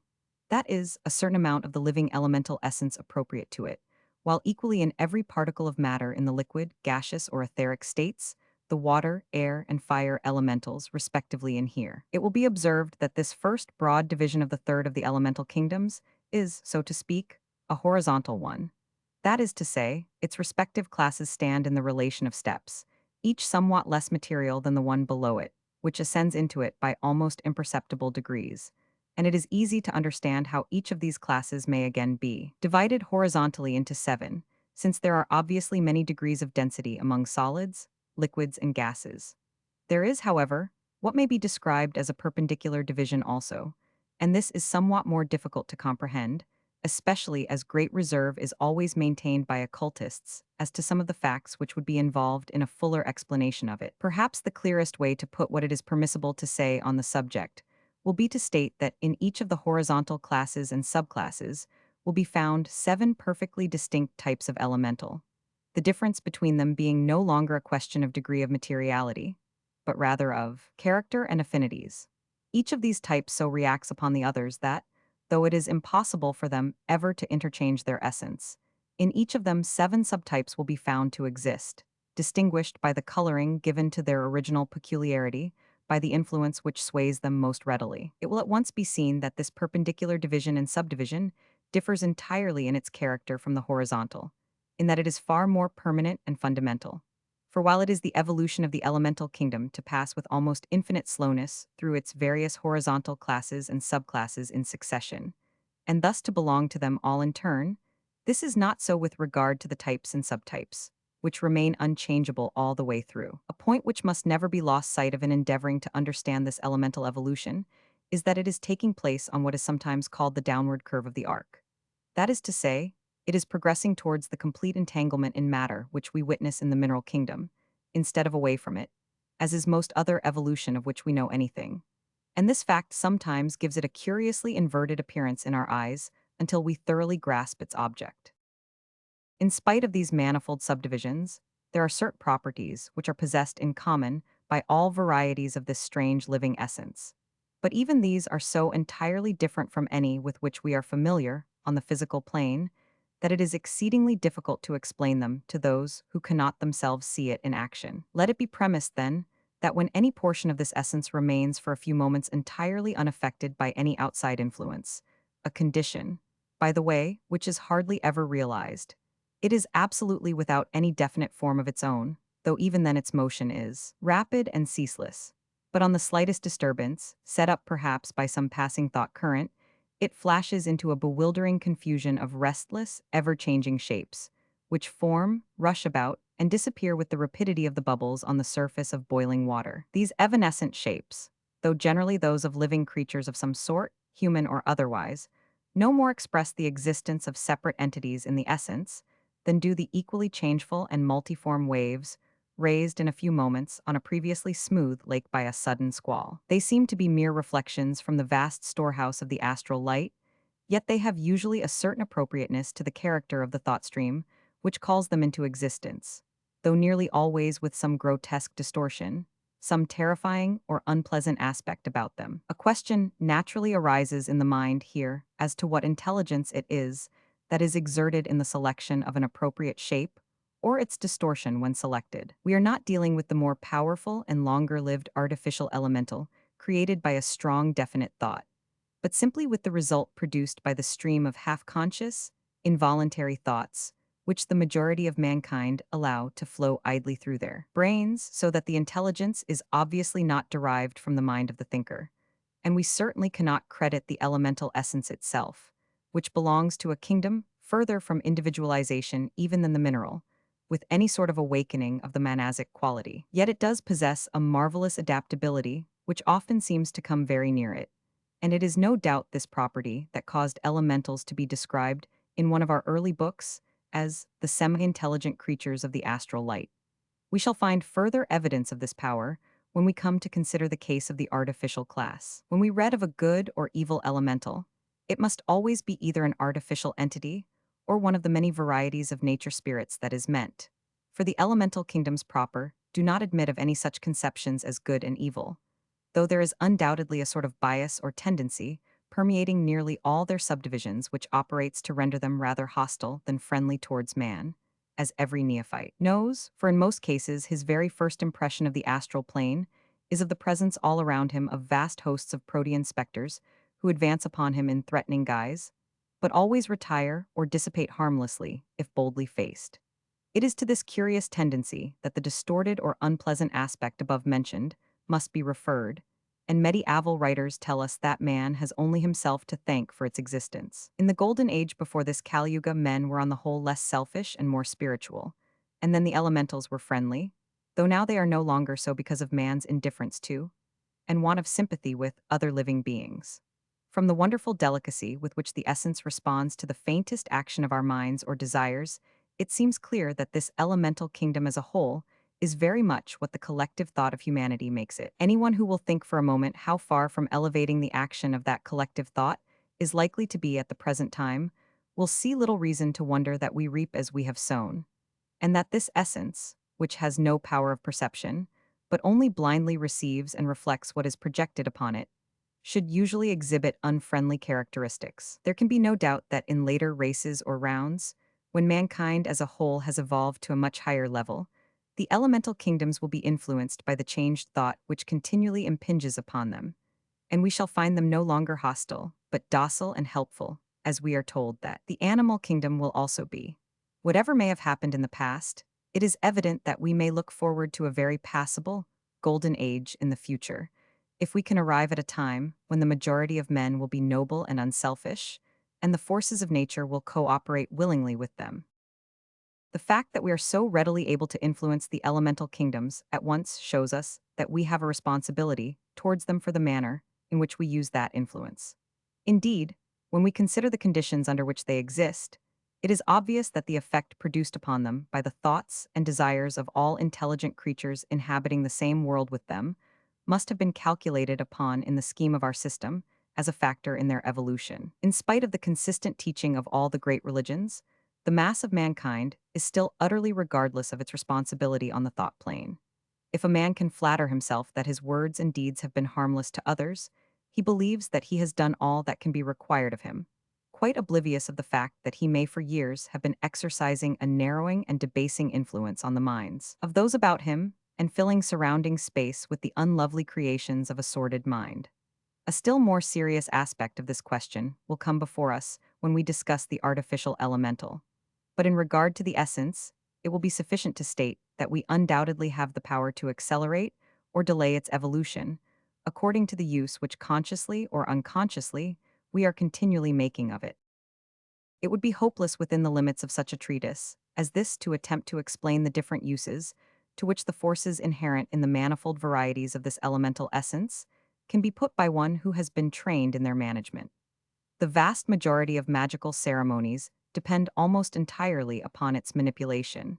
either directly by the will of the magician or by some more definite astral entity evoked by him for that purpose. By its means, nearly all the physical phenomena of the seance room are produced, and it is also the agent in most cases of stone throwing or bell ringing in haunted houses. Such results as these latter being brought about either by blundering efforts to attract attention made by some earthbound human entity, or by the mere mischievous pranks of some of the minor nature spirits belonging to our third class. But the elemental must never be thought of as itself a prime mover. It is simply a latent force, which needs an external power to set it in motion. It may be noted that, although all classes of the essence have the power of reflecting images from the astral light as described above, there are varieties which receive certain impressions much more readily than others, which have, as it were, favorite forms of their own into which upon disturbance they would naturally flow unless absolutely forced into some other, and such shapes tend to be a trifle less evanescent than usual. Before leaving this branch of the subject, it may be well to warn the student against the confusion of thought into which some have fallen through failing to distinguish this elemental essence, which we have been considering from the monadic essence, manifesting through the mineral kingdom. It must be borne in mind that monadic essence at one stage of its evolution towards humanity manifests through the elemental kingdom, while at a later stage it manifests through the mineral kingdom. But the fact that two bodies of monadic essence at these different stages are in manifestation at the same moment, and that one of these manifestations, the earth elemental, occupies the same space as and inhabits the other, say a rock, in no way interferes with the evolution either of one or the other, nor does it imply any relation between the bodies of monadic essence lying within both. The rock will also be permeated by its appropriate variety of the omnipresent jiva, or life principle, but that of course is again totally distinct from either of the essences above mentioned, the kamarupas of animals. This is an extremely large class, yet it does not occupy a particularly important position on the astral plane, since its members usually stay there but a very short time. The vast majority of animals have not as yet acquired permanent individualization, and when one of them dies, the monadic essence which has been manifesting through it flows back again into the particular stratum whence it came, bearing with it such advancement or experience as has been attained during that life. It is not, however, able to do this quite immediately. The kamic aura of the animal forms itself into a kamarupa, just as in man's case, and the animal has a real existence on the astral plane, the length of which, though never great, varies according to the intelligence which it has developed. In most cases, it does not seem to be more than dreamily conscious, but appears perfectly happy. The comparatively few domestic animals who have already attained individuality, and will therefore be reborn no more as animals in this world, have a much longer and much more vivid life in Kamaloka than their less advanced fellows, and at the end of it sink gradually into a subjective condition, which is likely to last for a very considerable period. One interesting subdivision of this class consists of the kamarupas of those anthropoid apes mentioned in the Secret Doctrine, Vol. I. p. 184, who are already individualized and will be ready to take human incarnation in the next round, or perhaps some of them even sooner. So many and so varied are the subdivisions of this class that to do them anything like justice one would need to devote a separate treatise to this subject alone.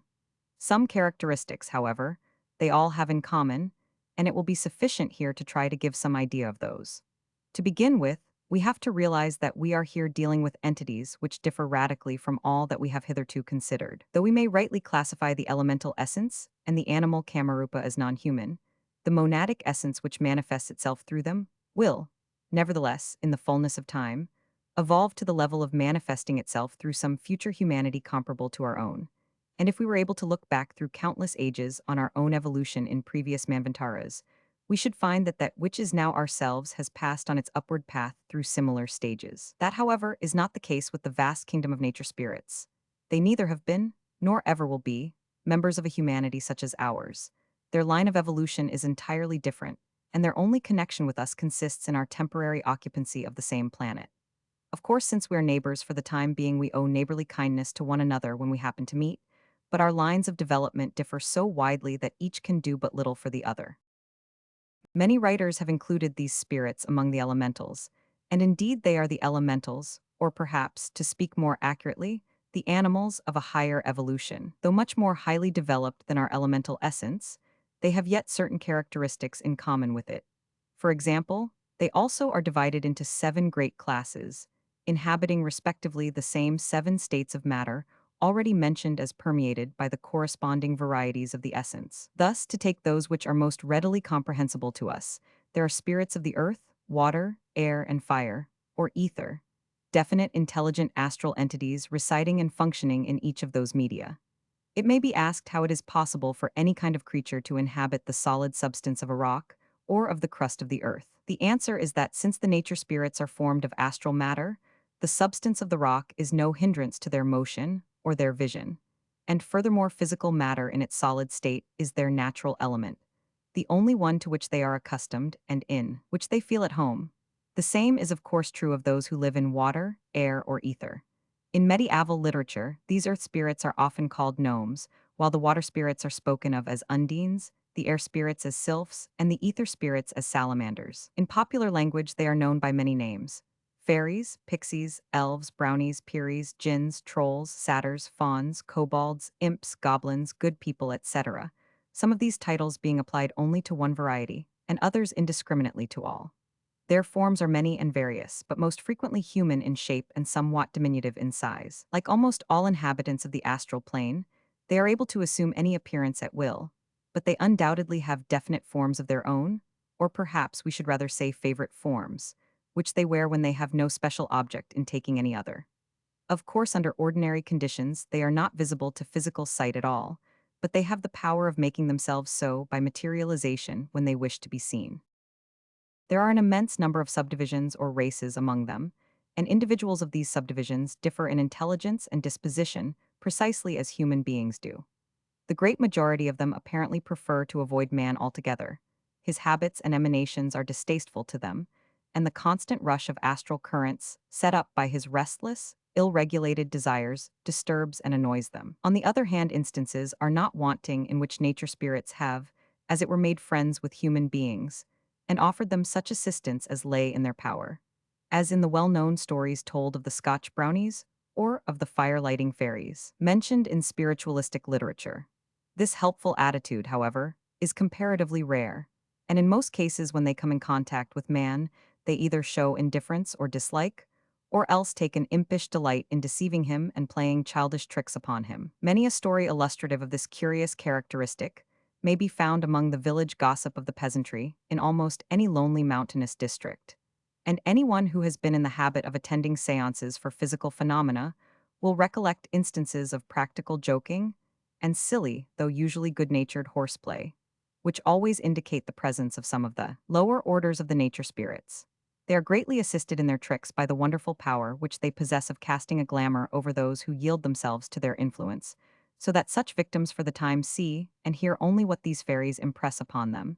exactly as the mesmerized subject sees, hears, feels, and believes whatever the magnetizer wishes. The nature spirits, however, have not the mesmerizer's power of dominating the human will, except in the case of quite unusually weak-minded people, or of those who allow themselves to fall into such a condition of helpless terror that their will is temporarily in abeyance. They cannot go beyond deception of the senses, but of that art they are undoubted masters, and cases are not wanting in which they have cast their glamour over a considerable number of people at once.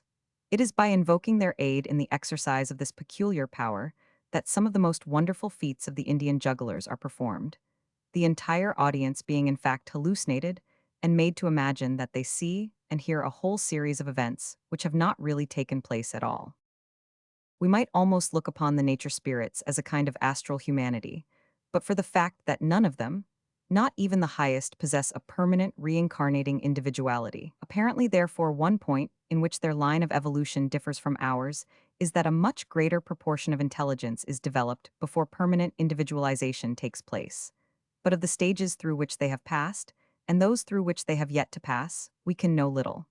The life periods of the different subdivisions vary greatly, some being quite short, others much longer than our human lifetime. We stand so entirely outside such a life as theirs that it is impossible for us to understand much about its conditions.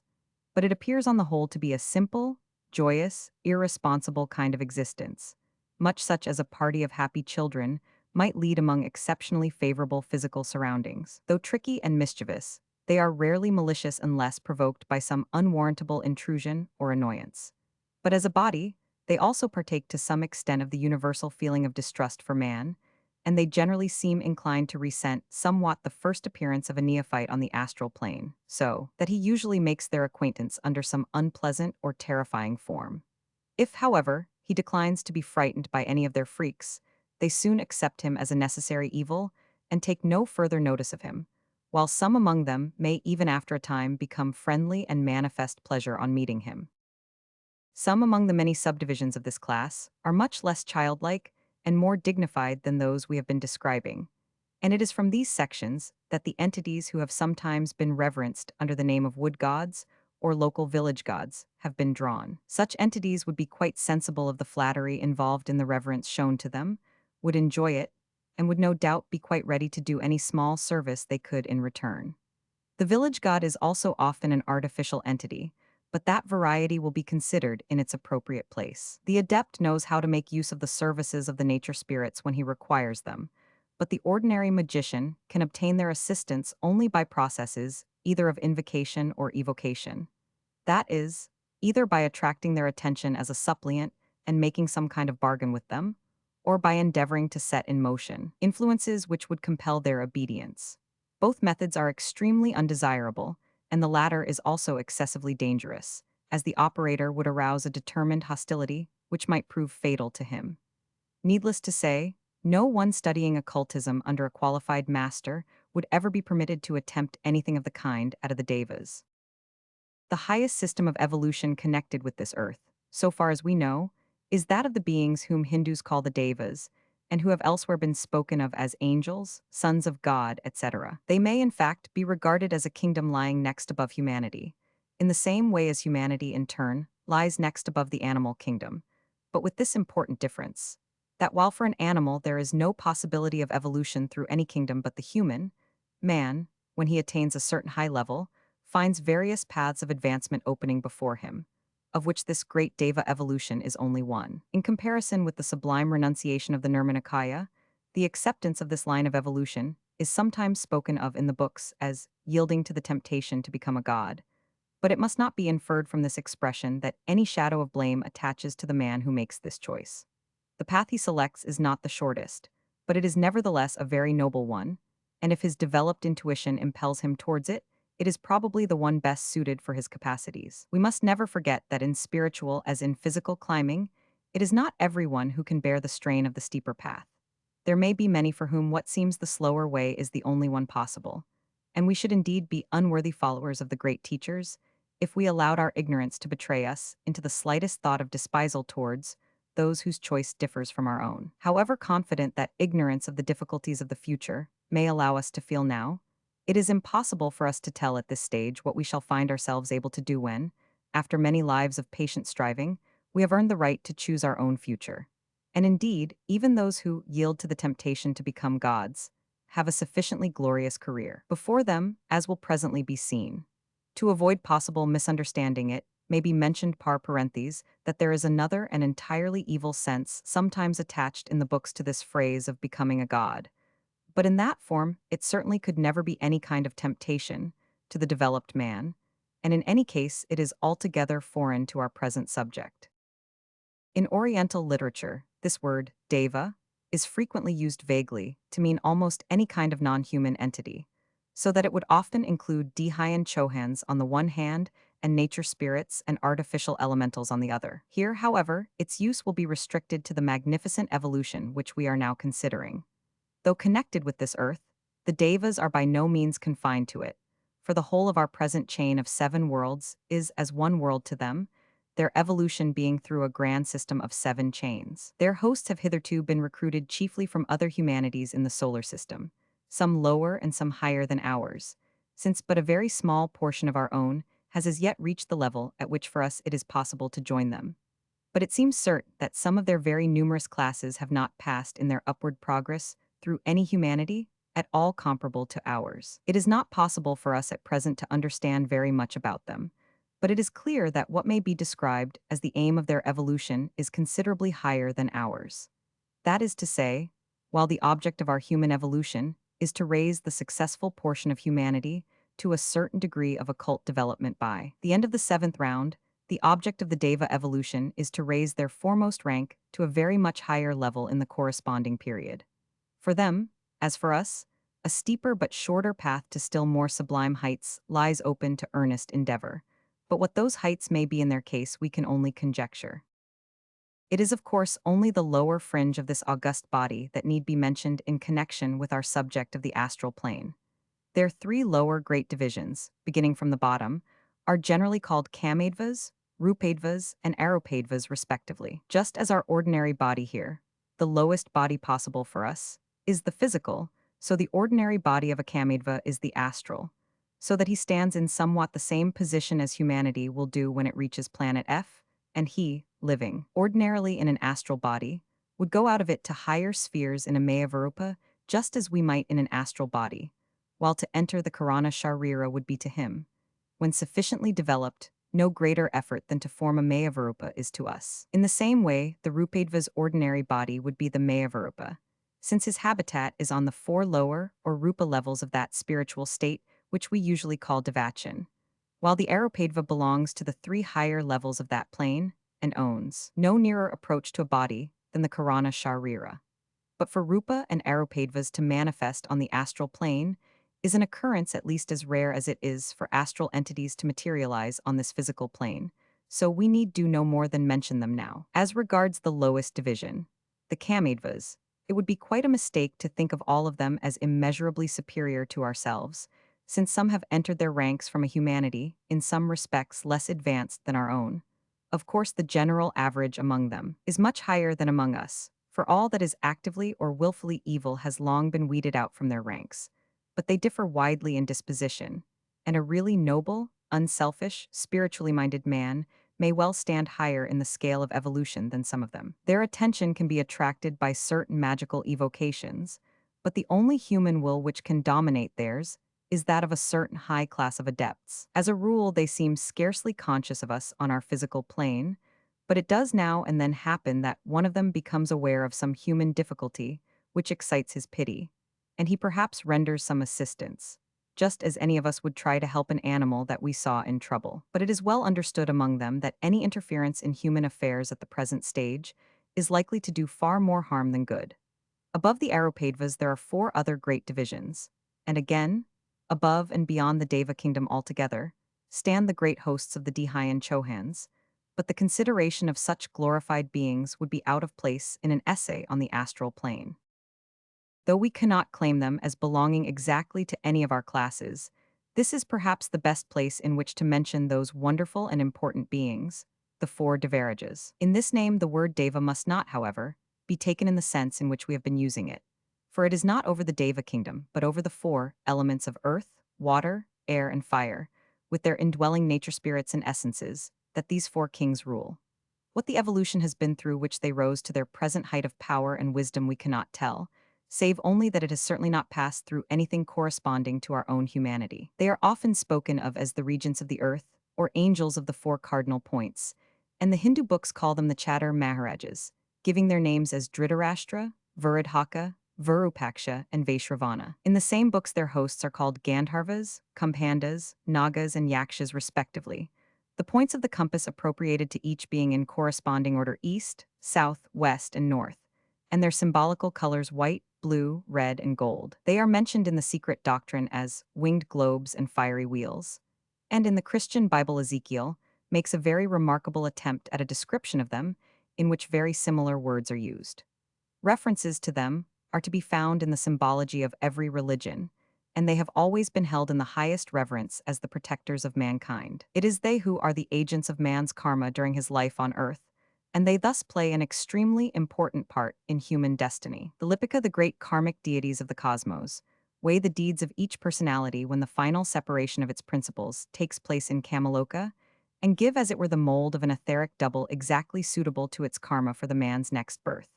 But it is the Devarajas who, having command of the elements of which that etheric double must be composed, arrange their proportion so as to fulfill accurately the intention of the Lipika. It is they also who constantly watch all through life to counterbalance the changes perpetually being introduced into man's condition by his own free will and that of those around him, so that no injustice may be done, and karma may be accurately worked out, if not in one way then in another. A learned dissertation upon these marvelous beings will be found in the Secret Doctrine, Vol. I. pp. 122-126. They are able to take human material forms at will, and several cases are recorded when they have done so. All the higher nature spirits and hosts of artificial elementals act as their agents in the stupendous work they carry out. Yet all the threads are in their hands, and the whole responsibility rests upon them alone. It is not often that they manifest upon the astral plane, but when they do, they are certainly the most remarkable of its non-human inhabitants. A student of occultism will not need to be told that, as there are 7 great classes both of nature spirits and elemental essence, there must really be 7, and not 4 Devarajas. But outside the circle of initiation little is known, and less may be said of the higher 3. Chapter 3, Artificial. This, the largest class of astral entities, is also much the most important to man. Being entirely his own creation, it is interrelated with him by the closest karmic bonds, and its action upon him is direct and incessant. It is an enormous inchoate mass of semi-intelligent entities, differing among themselves as human thoughts differ, and practically incapable of anything like classification or arrangement. The only division which can be usefully made is that which distinguishes between the artificial elementals made by the majority of mankind unconsciously, and those made by magicians with definite intent. While we may relegate to a third class the very small number of artificially arranged entities, which are not elementals at elementals formed unconsciously. It has already been explained that the elemental essence which surrounds us on every side is in all its numberless varieties singularly susceptible to the influence of human thought. The action of the mere casual wandering thought upon it, causing it to burst into a cloud of rapidly moving, evanescent forms, has already been described. We have now to note how it is affected when the human mind formulates a definite, purposeful thought or wish. The effect produced is of the most striking nature. The thought seizes upon the plastic essence and molds it instantly into a living being of appropriate form, a being which, when once thus created, is in no way under the control of its creator, but lives out a life of its own, the length of which is proportionate to the intensity of the thought or wish which called it into existence. It lasts, in fact, just as long as the thought force holds it together. Most people's thoughts are so fleeting and indecisive that the elementals created by them last only a few minutes or a few hours. But an often repeated thought or an earnest wish will form an elemental whose existence may extend to many days. Since the ordinary man's thoughts refer very largely to himself, the elementals they form remain hovering about him and constantly tend to provoke a repetition of the idea they represent, since such repetitions, instead of forming new elementals, would strengthen the old one and give it a fresh lease of life. A man, therefore, who frequently dwells upon one wish, often forms for himself an astral attendant which, constantly fed by fresh thought, may haunt him for years, ever gaining more and more strength and influence over him. And it will easily be seen that if the desire be an evil one, the effect upon his moral nature may be of the most disastrous character. Still more pregnant of result for good or evil are a man's thoughts about other people, for in that case they hover not about the thinker, but about the object of the thought. A kindly thought about any person or an earnest wish for his good will form and project towards him a friendly artificial elemental. If the wish be a definite one, as, for example, that he may recover from some sickness, then the elemental will be a force ever hovering over him to promote his recovery, or to ward off any influence that might tend to hinder it, and in doing this it will display what appears like a very considerable amount of intelligence and adaptability, though really it is simply a force acting along the line of least resistance, pressing steadily in one direction all the time, and taking advantage of any channel that it can find, just as the water in a cistern would in a moment find the one open pipe among a dozen closed ones and proceed to empty itself through that. If the wish be merely an indefinite one for his general good, the elemental essence in its wonderful plasticity will respond exactly to that less distinct idea also, and the creature formed will expend its force in the direction of whatever action for the man's advantage comes most readily to hand. Of course, in all cases, the amount of such force it has to expend, and the length of time that it will live to expend it, depend entirely upon the strength of the original wish or thought which gave it birth. Though it must be remembered that it can be, as it were, fed and strengthened, and its life period protracted by other good wishes or friendly thoughts projected in the same direction. Furthermore, it appears to be actuated, like most other beings, by an instinctive desire to prolong its life, and thus reacts on its creator as a force constantly tending to provoke the renewal of the feeling which called it into existence. It also influences in a similar manner others with whom it comes into contact, though its rapport with them is naturally not so perfect. All that has been said as to the effect of good wishes and friendly thoughts is also true in the opposite direction of evil wishes and angry thoughts. And considering the amount of envy, hatred, malice, and all uncharitableness that exists in the world, it will be readily understood that among the artificial elementals many terrible creatures are to be seen. A man whose thoughts or desires are spiteful, brutal, sensual, avaricious, moves through the world carrying with him everywhere a pestiferous atmosphere of his own, peopled with the loathsome beings he has created to be his companions, and thus is not only in sadly evil case himself, but is a dangerous nuisance to his fellow men, subjecting all who have the misfortune to come into contact with him to the risk of moral contagion from the influence of the abominations with which he chooses to surround himself. A feeling of envious or jealous hatred towards another person will send an evil elemental to hover over him and seek for a weak point through which it can operate. And if the feeling be a persistent one, such a creature may be continually nourished by it and thereby enabled to protract its undesirable activity for a very long period. It can, however, produce no effect upon the person towards whom it is directed unless he has himself some tendency which it can foster, some fulcrum for its lever, as it were. From the aura of a man of pure thought and good life, all such influences at once rebound, finding nothing upon which they can fasten, and in that case, by a very curious law, they react in all their force upon their original creator. In him, by the hypothesis, they find a very congenial sphere of action, and thus the karma of his evil wish works itself out at once by means of the very entity which he himself has called into existence. It occasionally happens, however, that an artificial elemental of this description is for various reasons unable to expend its force either upon its object or its creator, and in such cases it becomes a kind of wandering demon, readily attracted by any person who indulges feelings similar to that which gave it birth, and equally prepared either to stimulate such feelings in him for the sake of the strength it may gain from them, or to pour out its store of evil influence upon him through any opening which he may offer it. If it is sufficiently powerful to seize upon and inhabit some passing shell, it frequently does so, as the possession of such a temporary home enables it to husband its dreadful resources more carefully. In this form it may manifest through a medium, and by masquerading as some well-known friend, may sometimes obtain an influence over people upon whom it would otherwise have little hold.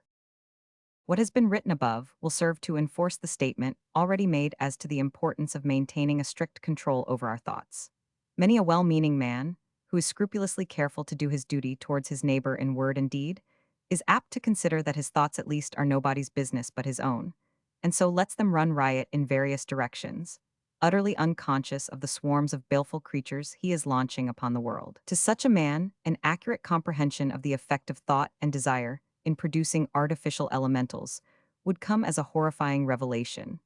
On the other hand, it would be the greatest consolation to many devoted and grateful souls who are oppressed with the feeling that they are unable to do anything in return for the kindness lavished upon them by their benefactors. For friendly thoughts and earnest good wishes are as easily and as effectually formulated by the poorest as by the richest,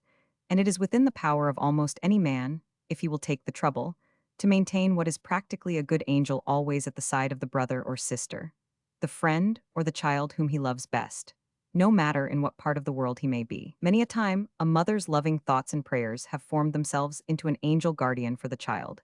and except in the almost impossible case that the child had in him no instinct responsive to a good influence, have undoubtedly given him assistance and protection. Such guardians may often be seen by clairvoyant vision, and there have even been cases where one of them has had sufficient strength to materialize and become for the moment visible to physical sight. A curious fact which deserves mention here is that even after the passage of the mother into the devachanic condition, the love which she pours out upon the children she thinks of as surrounding her will react upon the real children still living in this world, and will often support the guardian elemental which she created while on earth,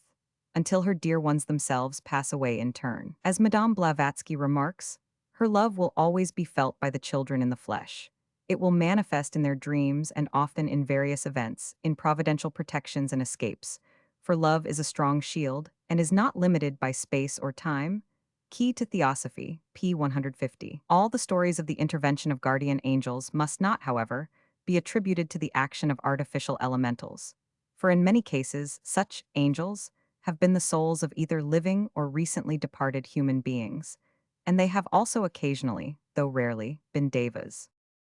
This power of an earnest desire, especially if frequently repeated, to create an active elemental which ever presses forcefully in the direction of its own fulfillment, is the scientific explanation of what devout but unphilosophical people describe as answers to prayer. There are occasions, though at present these are rare, when the karma of the person so praying is such as to permit of assistance being directly rendered to him by an adept or his pupil, and there is also the still rarer possibility of the intervention of a deva or some friendly nature spirit.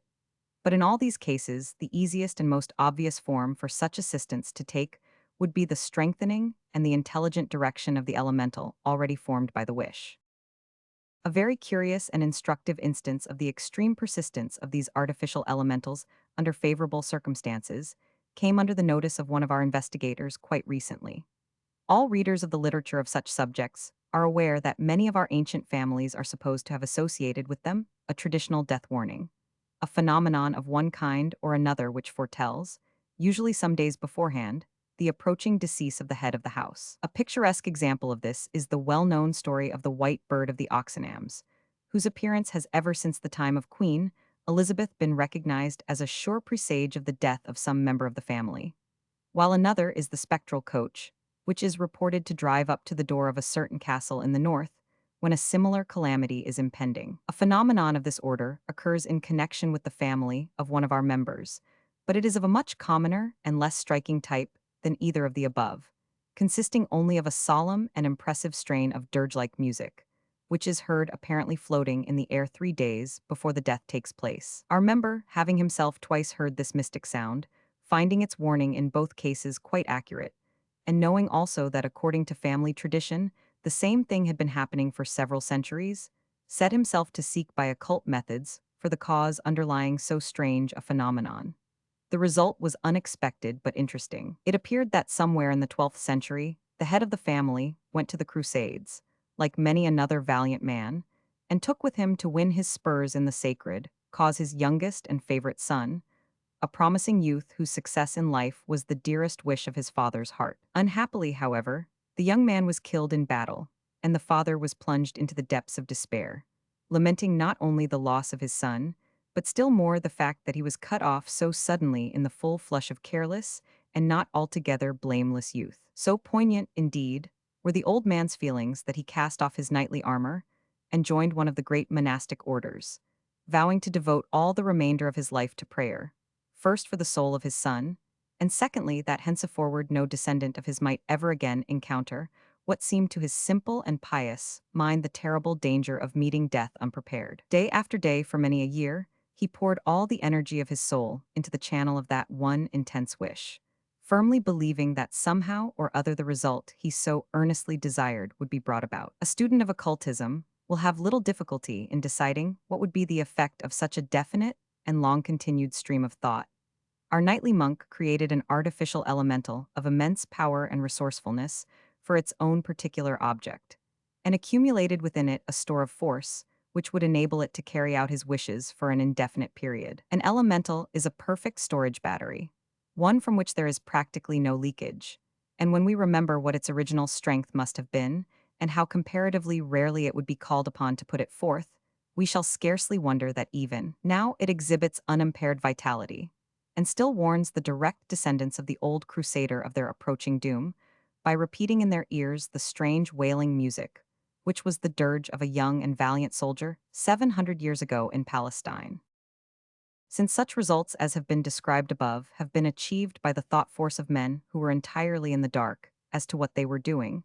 it will readily be imagined that a magician who understands the subject and can see exactly what effect he is producing may wield immense power along these lines. As a matter of fact, occultists of both the white and dark schools frequently use artificial elementals in their work, and few tasks are beyond the powers of such creatures when scientifically prepared and directed with knowledge and skill. For one who knows how to do so can maintain a connection with his elemental and guide it, no matter at what distance it may be working, so that it will practically act as though endowed with the full intelligence of its master. Very definite and very efficient guardian angels have sometimes been supplied in this way, though it is probably very rarely that karma permits such a decided interference in a person's life as that would be. In such a case, however, as that of a pupil of the adepts, who might have in the course of his work for them to run the risk of attack from forces with which his unaided strength would be entirely insufficient to cope, guardians of this description have been given, and have fully proved their sleepless vigilance and their tremendous power by some of the more advanced processes of black magic. Also, artificial elementals of great power may be called into existence, and much evil has been worked in various ways by such entities. But it is true of them, as of the previous class, that if they are aimed at a person whom by reason of his purity of character, they are unable to influence, they react with terrible force upon their creator. So that the medieval story of the magician being torn to pieces by the fiends he himself had raised is no mere fable, but may well have an awful foundation in fact. Such creatures occasionally, for various reasons, escape from the control of those who are trying to make use of them, and become wandering and aimless demons, as do some of those mentioned under the previous heading under similar circumstances. But those that we are considering, having much more intelligence and power, and a much longer existence, are proportionately more dangerous. They invariably seek for means of prolonging their life, either by feeding like vampires upon the vitality of human beings, or by influencing them to make offerings to them. And among simple half-savage tribes, they have frequently succeeded by judicious management in getting themselves recognized as village or family gods. Any deity which demands sacrifices involving the shedding of blood may always be set down as belonging to the lowest and most loathsome class of this order. Other less objectionable types are sometimes content with offerings of rice and cooked food of various kinds. There are parts of India where both these varieties may be found flourishing even at the present day, and in Africa they are probably comparatively numerous. By means of whatever nourishment they can obtain from the offerings, and still more by the vitality they draw from their devotees, they may continue to prolong their existence for many years, or even centuries, retaining sufficient strength to perform occasional phenomena of a mild type in order to stimulate the faith and zeal of their followers, and invariably making themselves unpleasant in some way or other if the accustomed sacrifices are neglected. For example, it was asserted recently that in one Indian village the inhabitants had found that whenever for any reason the local deity did not get his or her regular meals, spontaneous fires began to break out with alarming frequency among the cottages, sometimes 3 or 4 simultaneously, in cases where they declared it was impossible to suspect human agency. And other stories of a more or less similar nature will no doubt recur to the memory of any reader who knows something of the out-of-the-way corners of that most wonderful of all countries. The art of manufacturing artificial elementals of extreme virulence and power seems to have been one of the specialities of the magicians of Atlantis, the Lords of the Dark Face. One example of their capabilities in this line is given in the Secret Doctrine Vol. Roman 2, p. 427, where we read of the wonderful speaking animals who had to be quieted by an offering of blood, lest they should awaken their masters and warn them of the impending destruction. But apart from these strange beasts, they created other artificial entities of power and energy so tremendous that it is darkly hinted that some of them have kept themselves in existence even to this day, though it is more than 11,000 years since the cataclysm which overwhelmed their original masters. The terrible Indian goddess whose devotees were impelled to commit in her name the awful crimes of Thuggee, the ghastly Kali, worshipped even to this day with rites too abominable to be described, might well be a relic of a system which had to be swept away even at the cost of the submergence of a continent and the loss of 65 million human lives.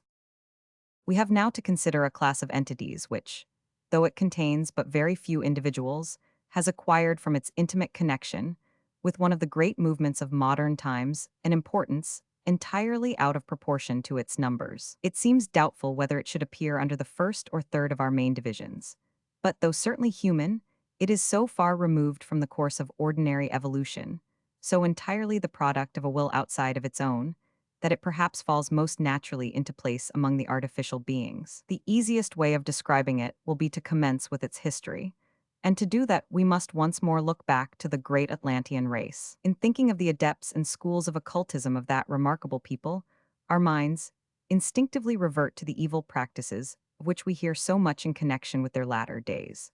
But we must not forget that before that age of selfishness and degradation, the mighty civilization of Atlantis had brought forth much that was noble and worthy of admiration, and that among its leaders were some who now stand upon the loftiest pinnacles as yet attained by man. Among the lodges for occult study, preliminary to initiation formed by the adepts of the good law, was one in a certain part of America, which was then tributary to one of the great Atlantean monarchs, the divine rulers of the Golden Gate, and though it has passed through many and strange vicissitudes, though it has had to move its headquarters from country to country as each in turn was invaded by the jarring elements of a later civilization, That lodge still exists even at the present day, observing still the same old world ritual, even teaching as a sacred and hidden language the same Atlantean tongue, which was used at its foundation so many thousands of years ago. It still remains what it was from the first, a lodge of occultists of pure and philanthropic aims, which can lead those students whom it finds worthy no inconsiderable distance on the road to knowledge, and confers such psychic powers as are in its gift only after the most searching tests as to the fitness of the candidate. Its teachers do not stand upon the adept level, yet hundreds have learnt through it how to set their feet upon the path which has led them to adeptship in later lives. And though it is not in direct communication with the Brotherhood of the Himalayas, there are some among the latter who have themselves been connected with it in former incarnations, and therefore retain a more than ordinarily friendly interest in its proceedings. The chiefs of this lodge, though they have always kept themselves and their society strictly in the background, have nevertheless done what they could from time to time to assist the progress of truth in the world, and some half-century ago, in despair at the rampant materialism, which seemed to be stifling all spirituality in Europe and America, they determined to make an attempt to combat it by somewhat novel methods. In point, a fact to offer opportunities by which any reasonable man could acquire absolute proof of that life apart from the physical body which it was the tendency of science to deny. The phenomena exhibited were not in themselves absolutely new, since in some form or other we may hear of them all through history, but their definite organization, their production as it were to order, these were features distinctly new to the modern world. The movement they thus set on foot gradually grew into the vast fabric of modern spiritualism, and though it would perhaps be unfair to hold the originators of the scheme directly responsible for many of the results which have followed, we must admit that they have achieved their purpose to the extent of converting vast numbers of people from a belief in nothing in particular to a firm faith in, at any rate, some kind of future life. This is undoubtedly a magnificent result, though, in the opinion of many of those whose power and knowledge enable them to take a wider view of such matters than we can, it has been attained at too great a cost, since it seems to them that on the whole the harm done outweighs the good. The method adopted was to take some ordinary person after death, arouse him thoroughly upon the astral plane, instruct him to a certain extent in the powers and possibilities belonging to it, and then put him in charge of a spiritualistic circle. He in his turn developed other departed personalities along the same line. They all acted upon those who sat at their seances, and developed them as mediums, and so spiritualism grew and flourished. No doubt living members of the original lodge occasionally manifested themselves in astral form at some of the circles. Perhaps they may do so even now. But in most cases, they simply gave such direction and guidance as they considered necessary to the persons they had put in charge. There is little doubt that the movement increased so much more rapidly than they had expected that it soon got quite beyond their control, so that, as has been said, for many of the later developments they can only be held indirectly responsible. Of course, the intensification of the astral plane life in those persons, who were thus put in charge of circles, distinctly delayed their natural progress. And though the idea had been that anything lost in this way would be fully atoned for by the good karma gained by helping to lead others to the truth, it was soon found that it was impossible to make use of a spirit guide for any length of time without doing him serious and permanent injury. In some cases, such guides were therefore withdrawn, and others substituted for them. In others, it was considered for various reasons undesirable to make such a change, and then a very remarkable expedient was adopted, which gave rise to the curious class of creatures we have called human artificials. The higher principles of the original guide were allowed to pass on their long-delayed evolution into the divachanic condition, but the shade he left behind him was taken possession of, sustained, and operated upon so that it might appear to its admiring circle practically just as before. This seems at first to have been done by members of the lodge themselves, but apparently that arrangement was found irksome or unsuitable, or perhaps was considered a waste of force. And the same objection applied to the use for this purpose of an artificial elemental. So it was eventually decided that the departed person who would have been appointed to succeed the late spirit guide should still do so, but should take possession of the latter's shade or shell, and in fact simply wear his appearance. It is said that some members of the lodge objected to this on the ground that though the purpose might be entirely good, a certain amount of deception was involved. But the general opinion seems to have been that, as the shade really was the same, and contained something at any rate of the original lower manas, there was nothing that could be called deception in the matter. This, then, was the genesis of the human artificial entity, and it is understood that in some cases, more than one such change has been made without arousing suspicion. Though on the other hand, some investigators of spiritualism have remarked on the fact that after a considerable lapse of time, certain differences suddenly became observable in the manner and disposition of a spirit. It is needless to say that none of the Adept Brotherhood has ever approved of the formation of an artificial entity of this sort, though they could not interfere with anyone who thought it right to take such a course. A weak point in the arrangement is that many others besides the original lodge may adopt this plan, and there is nothing whatever to prevent black magicians from supplying communicating spirits, as, indeed, they have been known to do. With this class, we conclude our survey of the inhabitants of the astral plane. With the reservations specially made some few pages back, the catalogue may be taken as a fairly complete one. But it must once more be emphasized that this treatise claims only to sketch the merest outline of a very vast subject, the detailed elaboration of which would need a lifetime of study and hard work. Phenomena. Though in the course of this paper, various superphysical phenomena have been mentioned and to some extent explained, it will perhaps before concluding be desirable so far to recapitulate as to give a list of those which are most frequently met with by the student of these subjects, and to show by which of the agencies we have attempted to describe they are usually caused. The resources of the astral world, however, are so varied that almost any phenomenon with which we are acquainted can be produced in several different ways, so that it is only possible to lay down general rules in the matter. Apparitions or ghosts furnish a very good instance of the remark just made, for in the loose manner in which the words are ordinarily used, they may stand for almost any inhabitant of the astral plane. Of course, psychically developed people are constantly seeing such things, but for an ordinary person to see a ghost, as the common expression runs, one of two things must happen. Either that ghost must materialize, or that person must have a temporary flash of psychic perception. But for the fact that neither of these events is a common one, ghosts would be met with in our streets as frequently as living people. If the ghost is seen hovering about a grave, it is probably the etheric shell of a newly buried person, churchyard ghosts, though it may be the astral body of a living man, haunting in sleep the tomb of a friend. Or again, it may be a materialized thought form, that is, an artificial elemental created by the energy with which a man thinks of himself as present at that particular spot. These varieties would be easily distinguishable one from the other by anyone accustomed to use astral vision, but an unpracticed person would be quite likely to call them all vaguely ghosts. Apparitions at the time of death are by no means uncommon, and are very often really apparitions of the dying. Visits paid by the astral form of the dying man just before what we elect to call the moment of dissolution. Though here again, they are quite likely to be thought forms called into being by his earnest wish to see some friend once more, before he passes into an unfamiliar condition. Apparitions at the spot where some crime was committed are usually thought forms projected by the criminal, who, whether living or dead, but most especially when dead haunted localities, is perpetually thinking over again and again the circumstances of his action.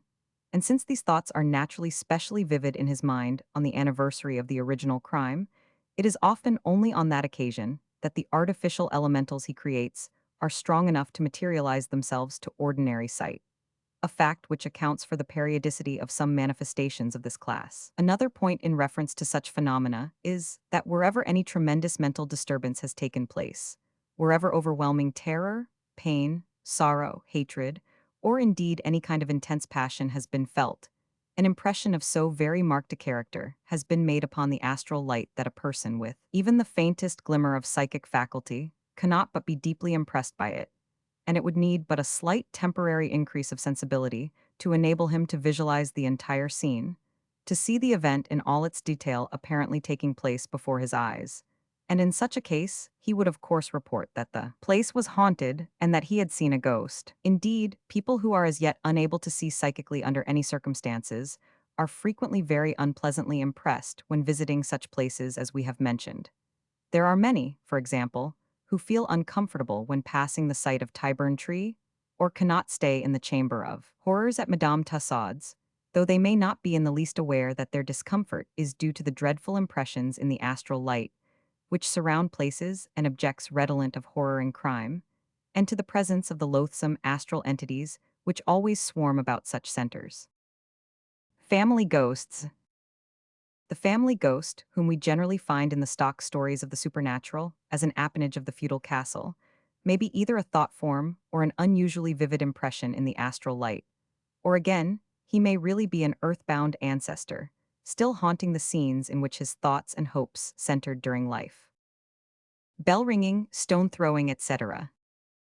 Another class of hauntings which take the form of bell ringing, stone throwing, or the breaking of crockery has already been referred to, and is almost invariably the work of elemental forces, either set blindly in motion by the clumsy efforts of an ignorant person trying to attract the attention of his surviving friends, or intentionally employed by some childishly mischievous nature spirit. The nature spirits are also responsible for whatever of truth there may be in fairies. All the strange fairy stories which are so common in certain parts of the country, sometimes a temporary accession of clairvoyance, which is by no means uncommon among the inhabitants of lonely mountainous regions, enables some belated wayfarer to watch their joyous gambols. Sometimes strange tricks are played upon some terrified victim, and a glamour is cast over him, making him, for example, see houses and people where he knows none really exist. And this is frequently no mere momentary delusion, for a man will sometimes go through quite a long series of imaginary, but most striking adventures, and then suddenly find that all his brilliant surroundings have vanished in a moment, leaving him standing in some lonely valley or on some windswept plain. On the other hand, it is by no means safe to accept as founded on fact all the popular legends on the subject, for the grossest superstition is often mingled with the theories of the peasantry about these beings, as was shown by a recent terrible murder case in Ireland.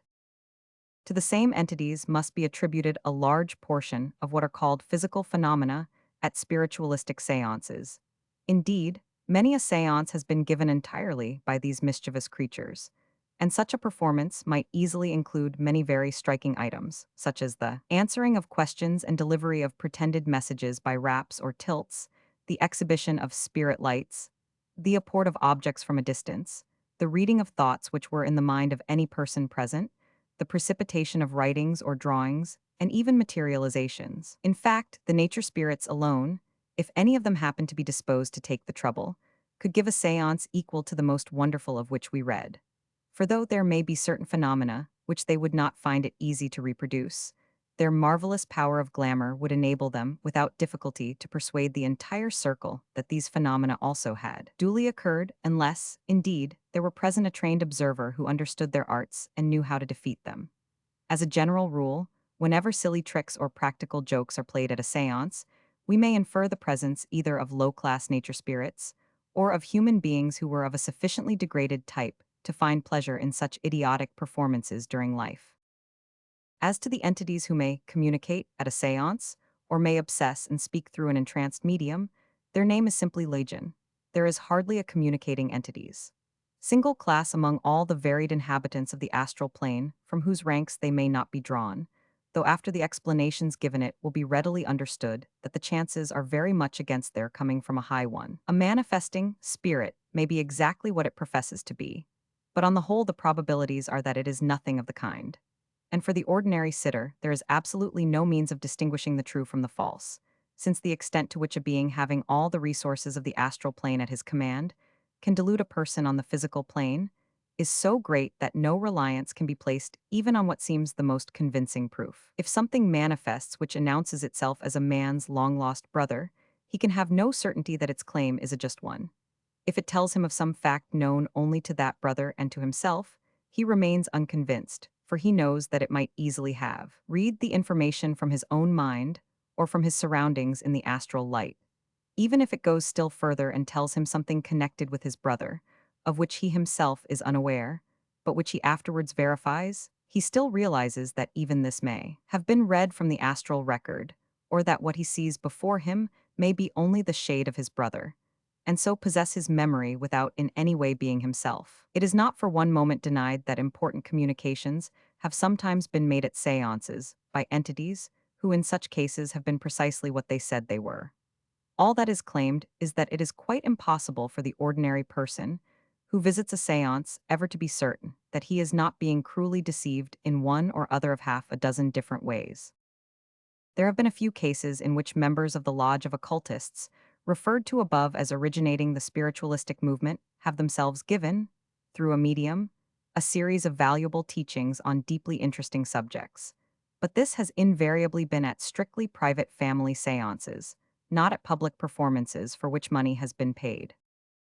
To understand the methods by which a large class of physical phenomena are produced, it is necessary to have some comprehension of the various resources mentioned above, astral resources, which a person functioning on the astral plane finds at his command.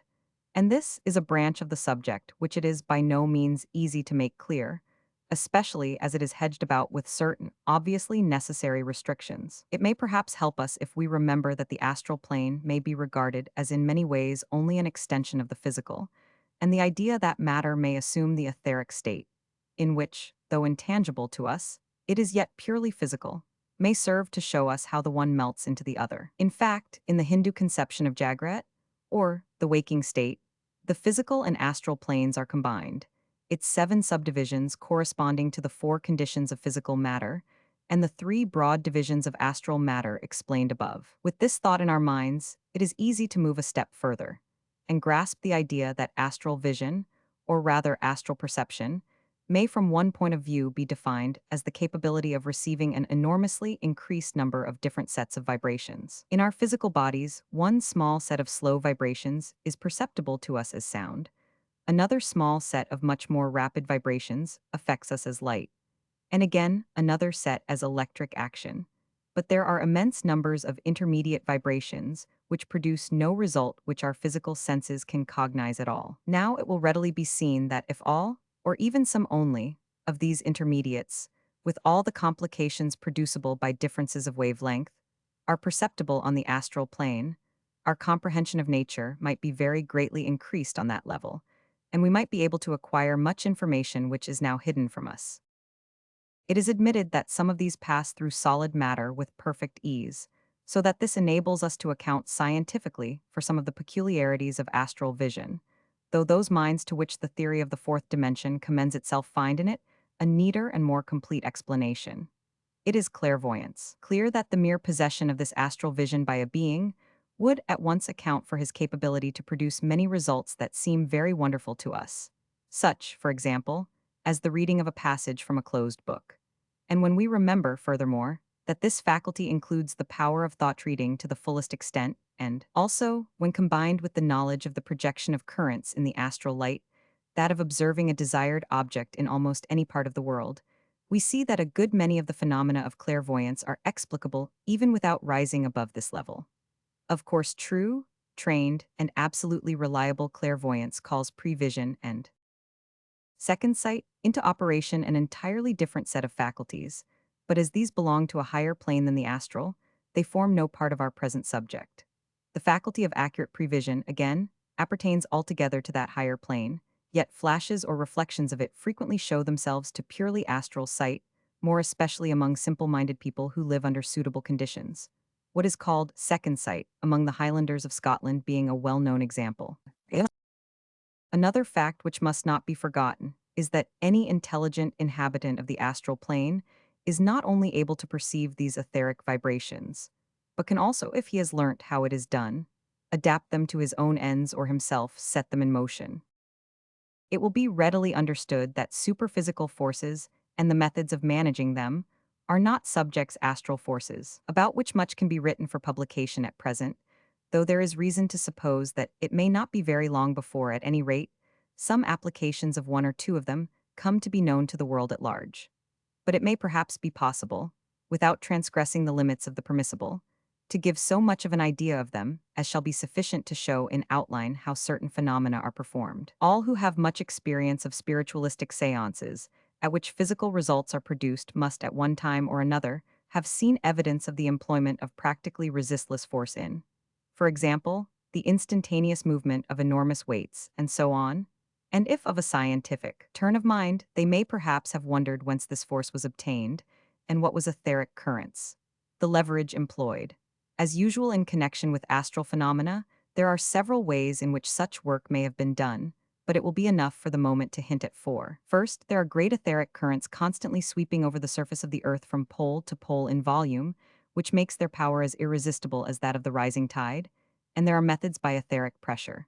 which this stupendous force may be safely utilized, though unskillful attempts to control it would be fraught with frightful danger. Secondly, there is what can best be described as an etheric pressure, somewhat corresponding to, though immensely greater than the atmospheric pressure. In ordinary life, we are as little conscious of one of these pressures as we are of the other, but nevertheless they both exist. And if science were able to exhaust the ether from a given space, as it can exhaust the air, the one could be proved as readily as the other. The difficulty of doing that lies in the fact that matter in the etheric condition freely interpenetrates matter in all states below it, so that there is as yet no means within the knowledge of our physicists by which any given body of ether can be isolated from the rest.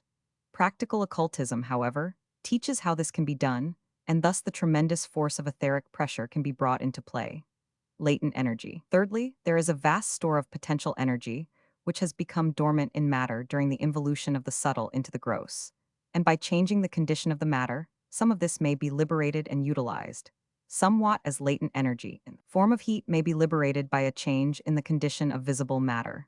Fourthly, many striking results, both great and small, may be produced by an extension of sympathetic vibration,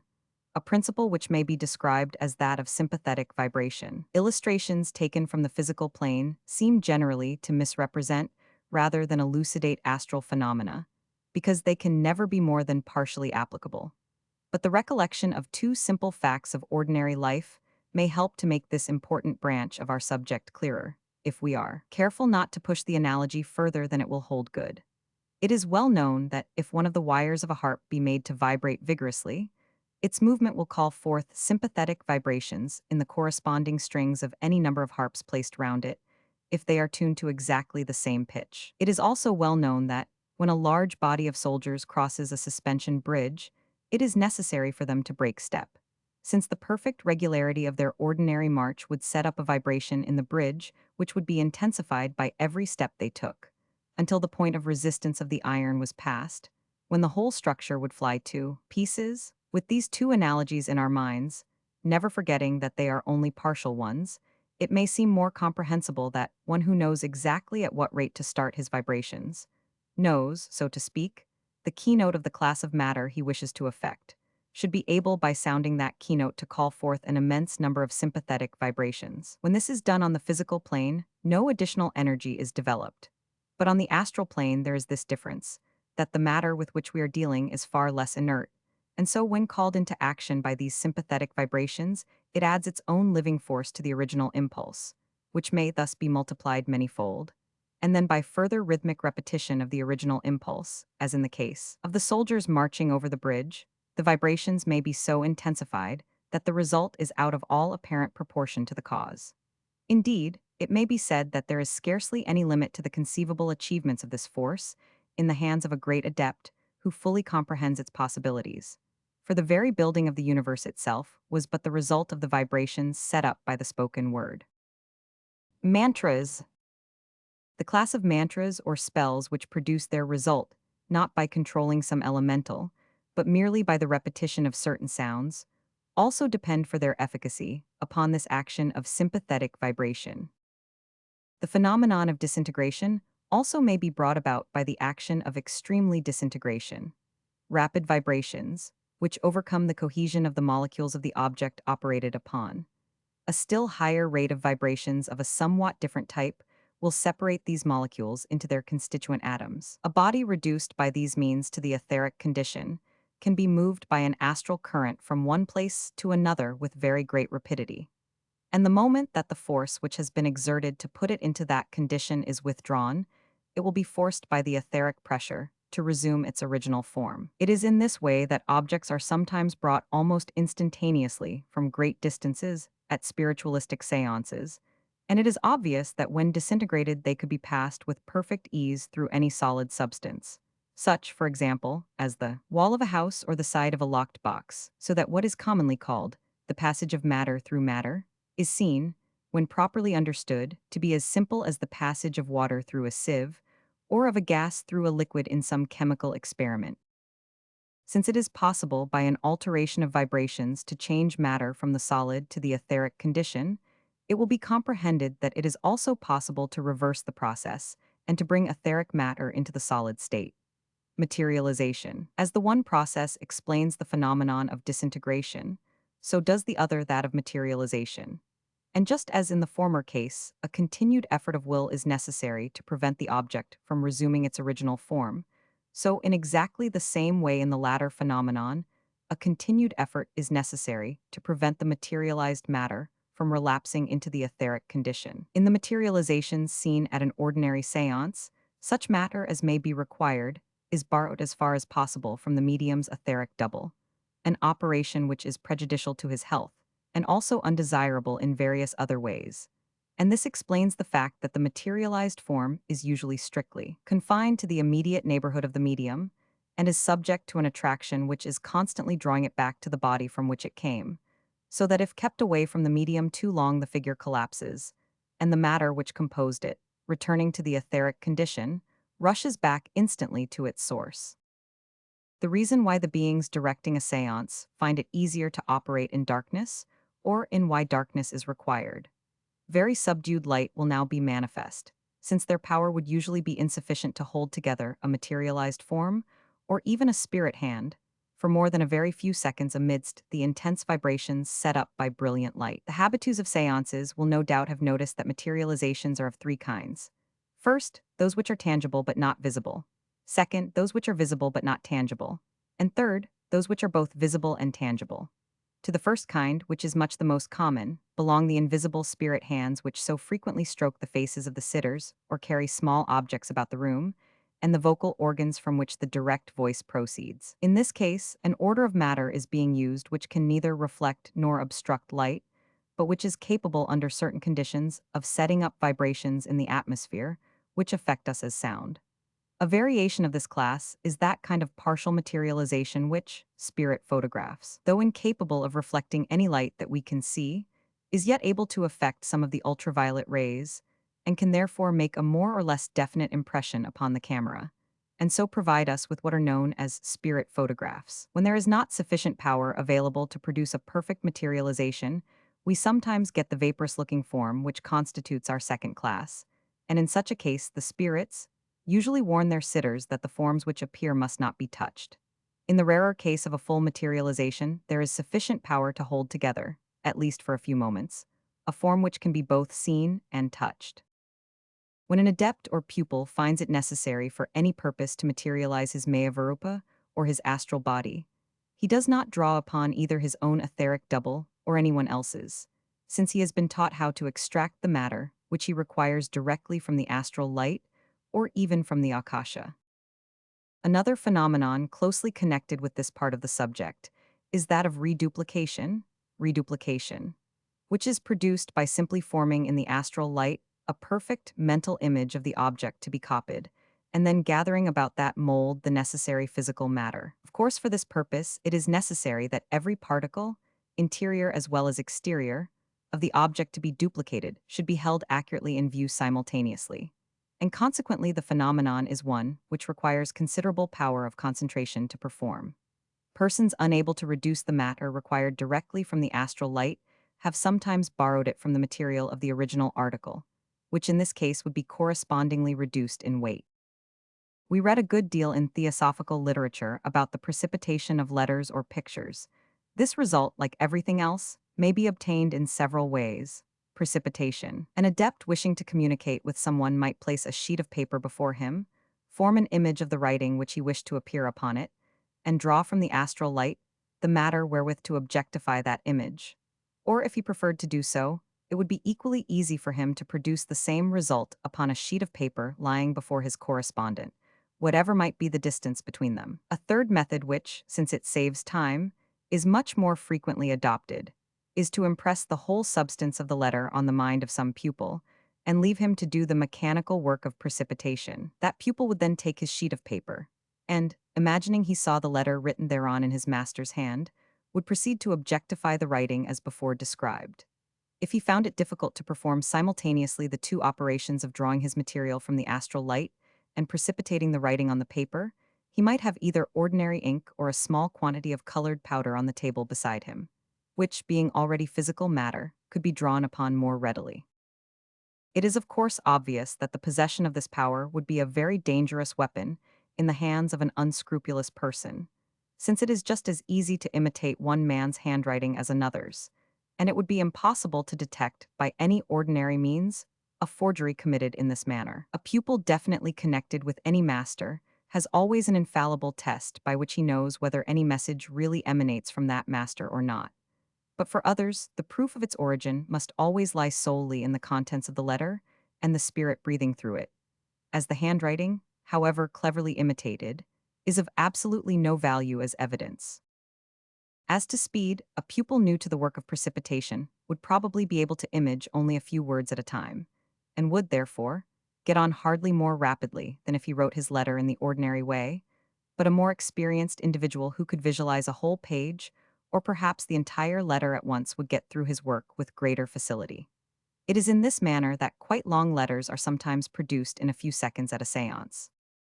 When a picture has to be precipitated, the method is precisely the same, except that here it is absolutely necessary that the entire scene should be visualized at once. And if many colors are required, there is of course the additional complication of manufacturing them, keeping them separate, and reproducing accurately the exact tints of the scene to be represented. Evidently, there is scope here for the exercise of the artistic faculty,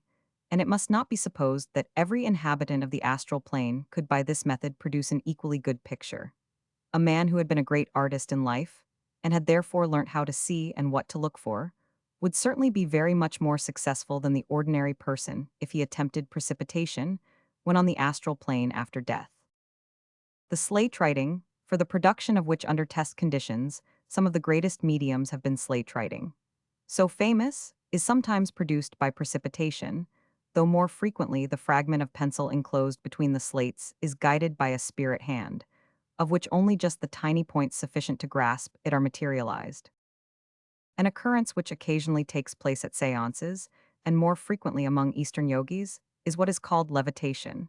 That is, the floating of levitation, a human body in the air. No doubt when this takes place in the case of a medium, he is often simply upborne by spirit hands. But there is another and more scientific method of accomplishing this feat which is always used in the East, and occasionally here also. Occult science is acquainted with a means of neutralizing, or even entirely reversing the attraction of gravity, and it is obvious that by the judicious use of this power, all the phenomena of levitation may be easily produced. It was no doubt by a knowledge of this secret that some of the airships of ancient India and Atlantis were raised from the earth and made light enough to be readily moved and directed. And not improbably the same acquaintance with nature's finer forces greatly facilitated the labors of those who raised the enormous blocks of stone, sometimes used in Cyclopean architecture, or in the building of the pyramids and Stonehenge. With the knowledge of the forces of nature, which the resources of the astral plane place at the command spirit lights, its inhabitants, the production of what are called spirit lights, is a very easy matter, whether they be of the mildly phosphorescent or the dazzling electrical variety, or those curious dancing globules of light into which a certain class of fire elementals so readily transform themselves. Since all light consists simply of vibrations of the ether, it is obvious that anyone who knows how to set up these vibrations can readily produce any kind of light that he wishes. It is by the aid of the etheric elemental essence also that the remarkable feat handling fire. Of handling fire unharmed is generally performed, though there are as usual other ways in which it can be done. The thinnest layer of etheric substance can be so manipulated as to be absolutely impervious to heat, and when the hand of a medium or sitter is covered with this, he may pick up burning coal or red-hot iron with perfect safety. Most of the occurrences of the seance room have now been referred to, but there are one or two transmutation of the rarer phenomena of the outer world which must not be left quite without mention in our list. The transmutation of metals is commonly supposed to be a mere dream of the medieval alchemists, and no doubt in most cases the description of the phenomenon was merely a symbol of the purification of the soul. Yet there seems to be some evidence that it was really accomplished by them on several occasions, and there are petty magicians in the East who profess to do it under test conditions even now. Be that as it may, it is evident that since the ultimate atom is one and the same in all substances, and it is only the methods of its combination that differ, anyone who possessed the power of reducing a piece of metal to the atomic condition and of rearranging its atoms in some other form would have no difficulty in effecting transmutation to any extent that he wished. The principle of sympathetic vibration mentioned above also provides the explanation of that strange and little-known phenomenon called repercussion, by means of which any injury done to, or any mark made upon, the astral body in the course of its wanderings will be reproduced in the physical body. We find traces of this in some of the evidence given at trials for witchcraft in the Middle Ages, in which it is not infrequently stated that some wound given to the witch, when in the form of a dog or a wolf, was found to have appeared in the corresponding part of her human body. The same strange law has sometimes led to an entirely unjust accusation of fraud against a medium, because, for example, some coloring matter rubbed upon the hand of a materialized spirit was afterwards found upon his hand. The explanation being that in that case, as so often happens, the spirit was simply the medium's astral body, or perhaps even his etheric double, forced by the guiding influences to take some form other than his own. In fact, the astral and physical bodies are so intimately connected that it is impossible to touch the keynote of one without immediately setting up exactly corresponding vibrations in the other. Conclusion.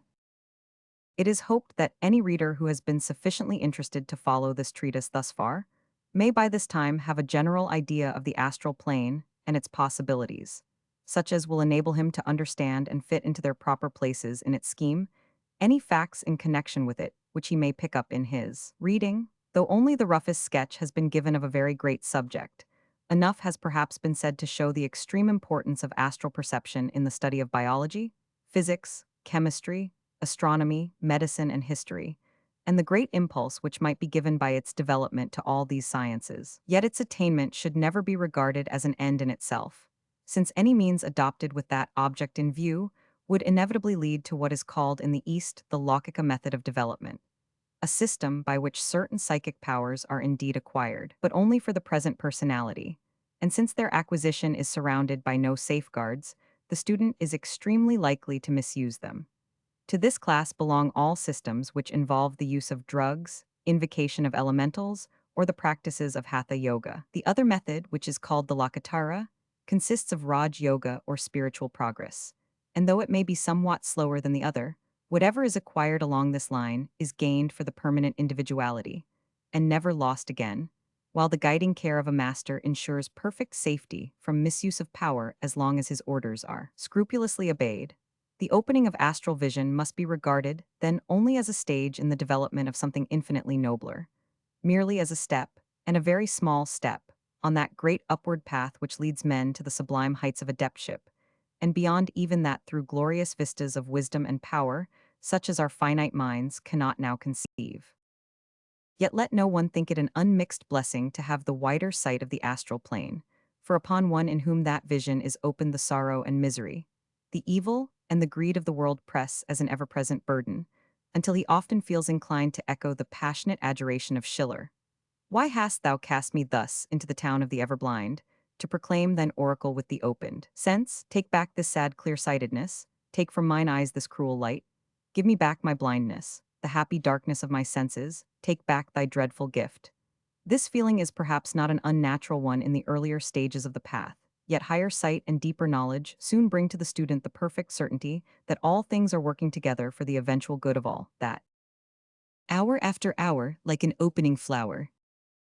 shall truth after truth expand. For the sun may pale, and the stars may fail, but the law of good shall stand. Its splendor glows and its influence grows, as nature's slow work appears, from the zoophyte small to the lords of all, through kalpas and crores of years.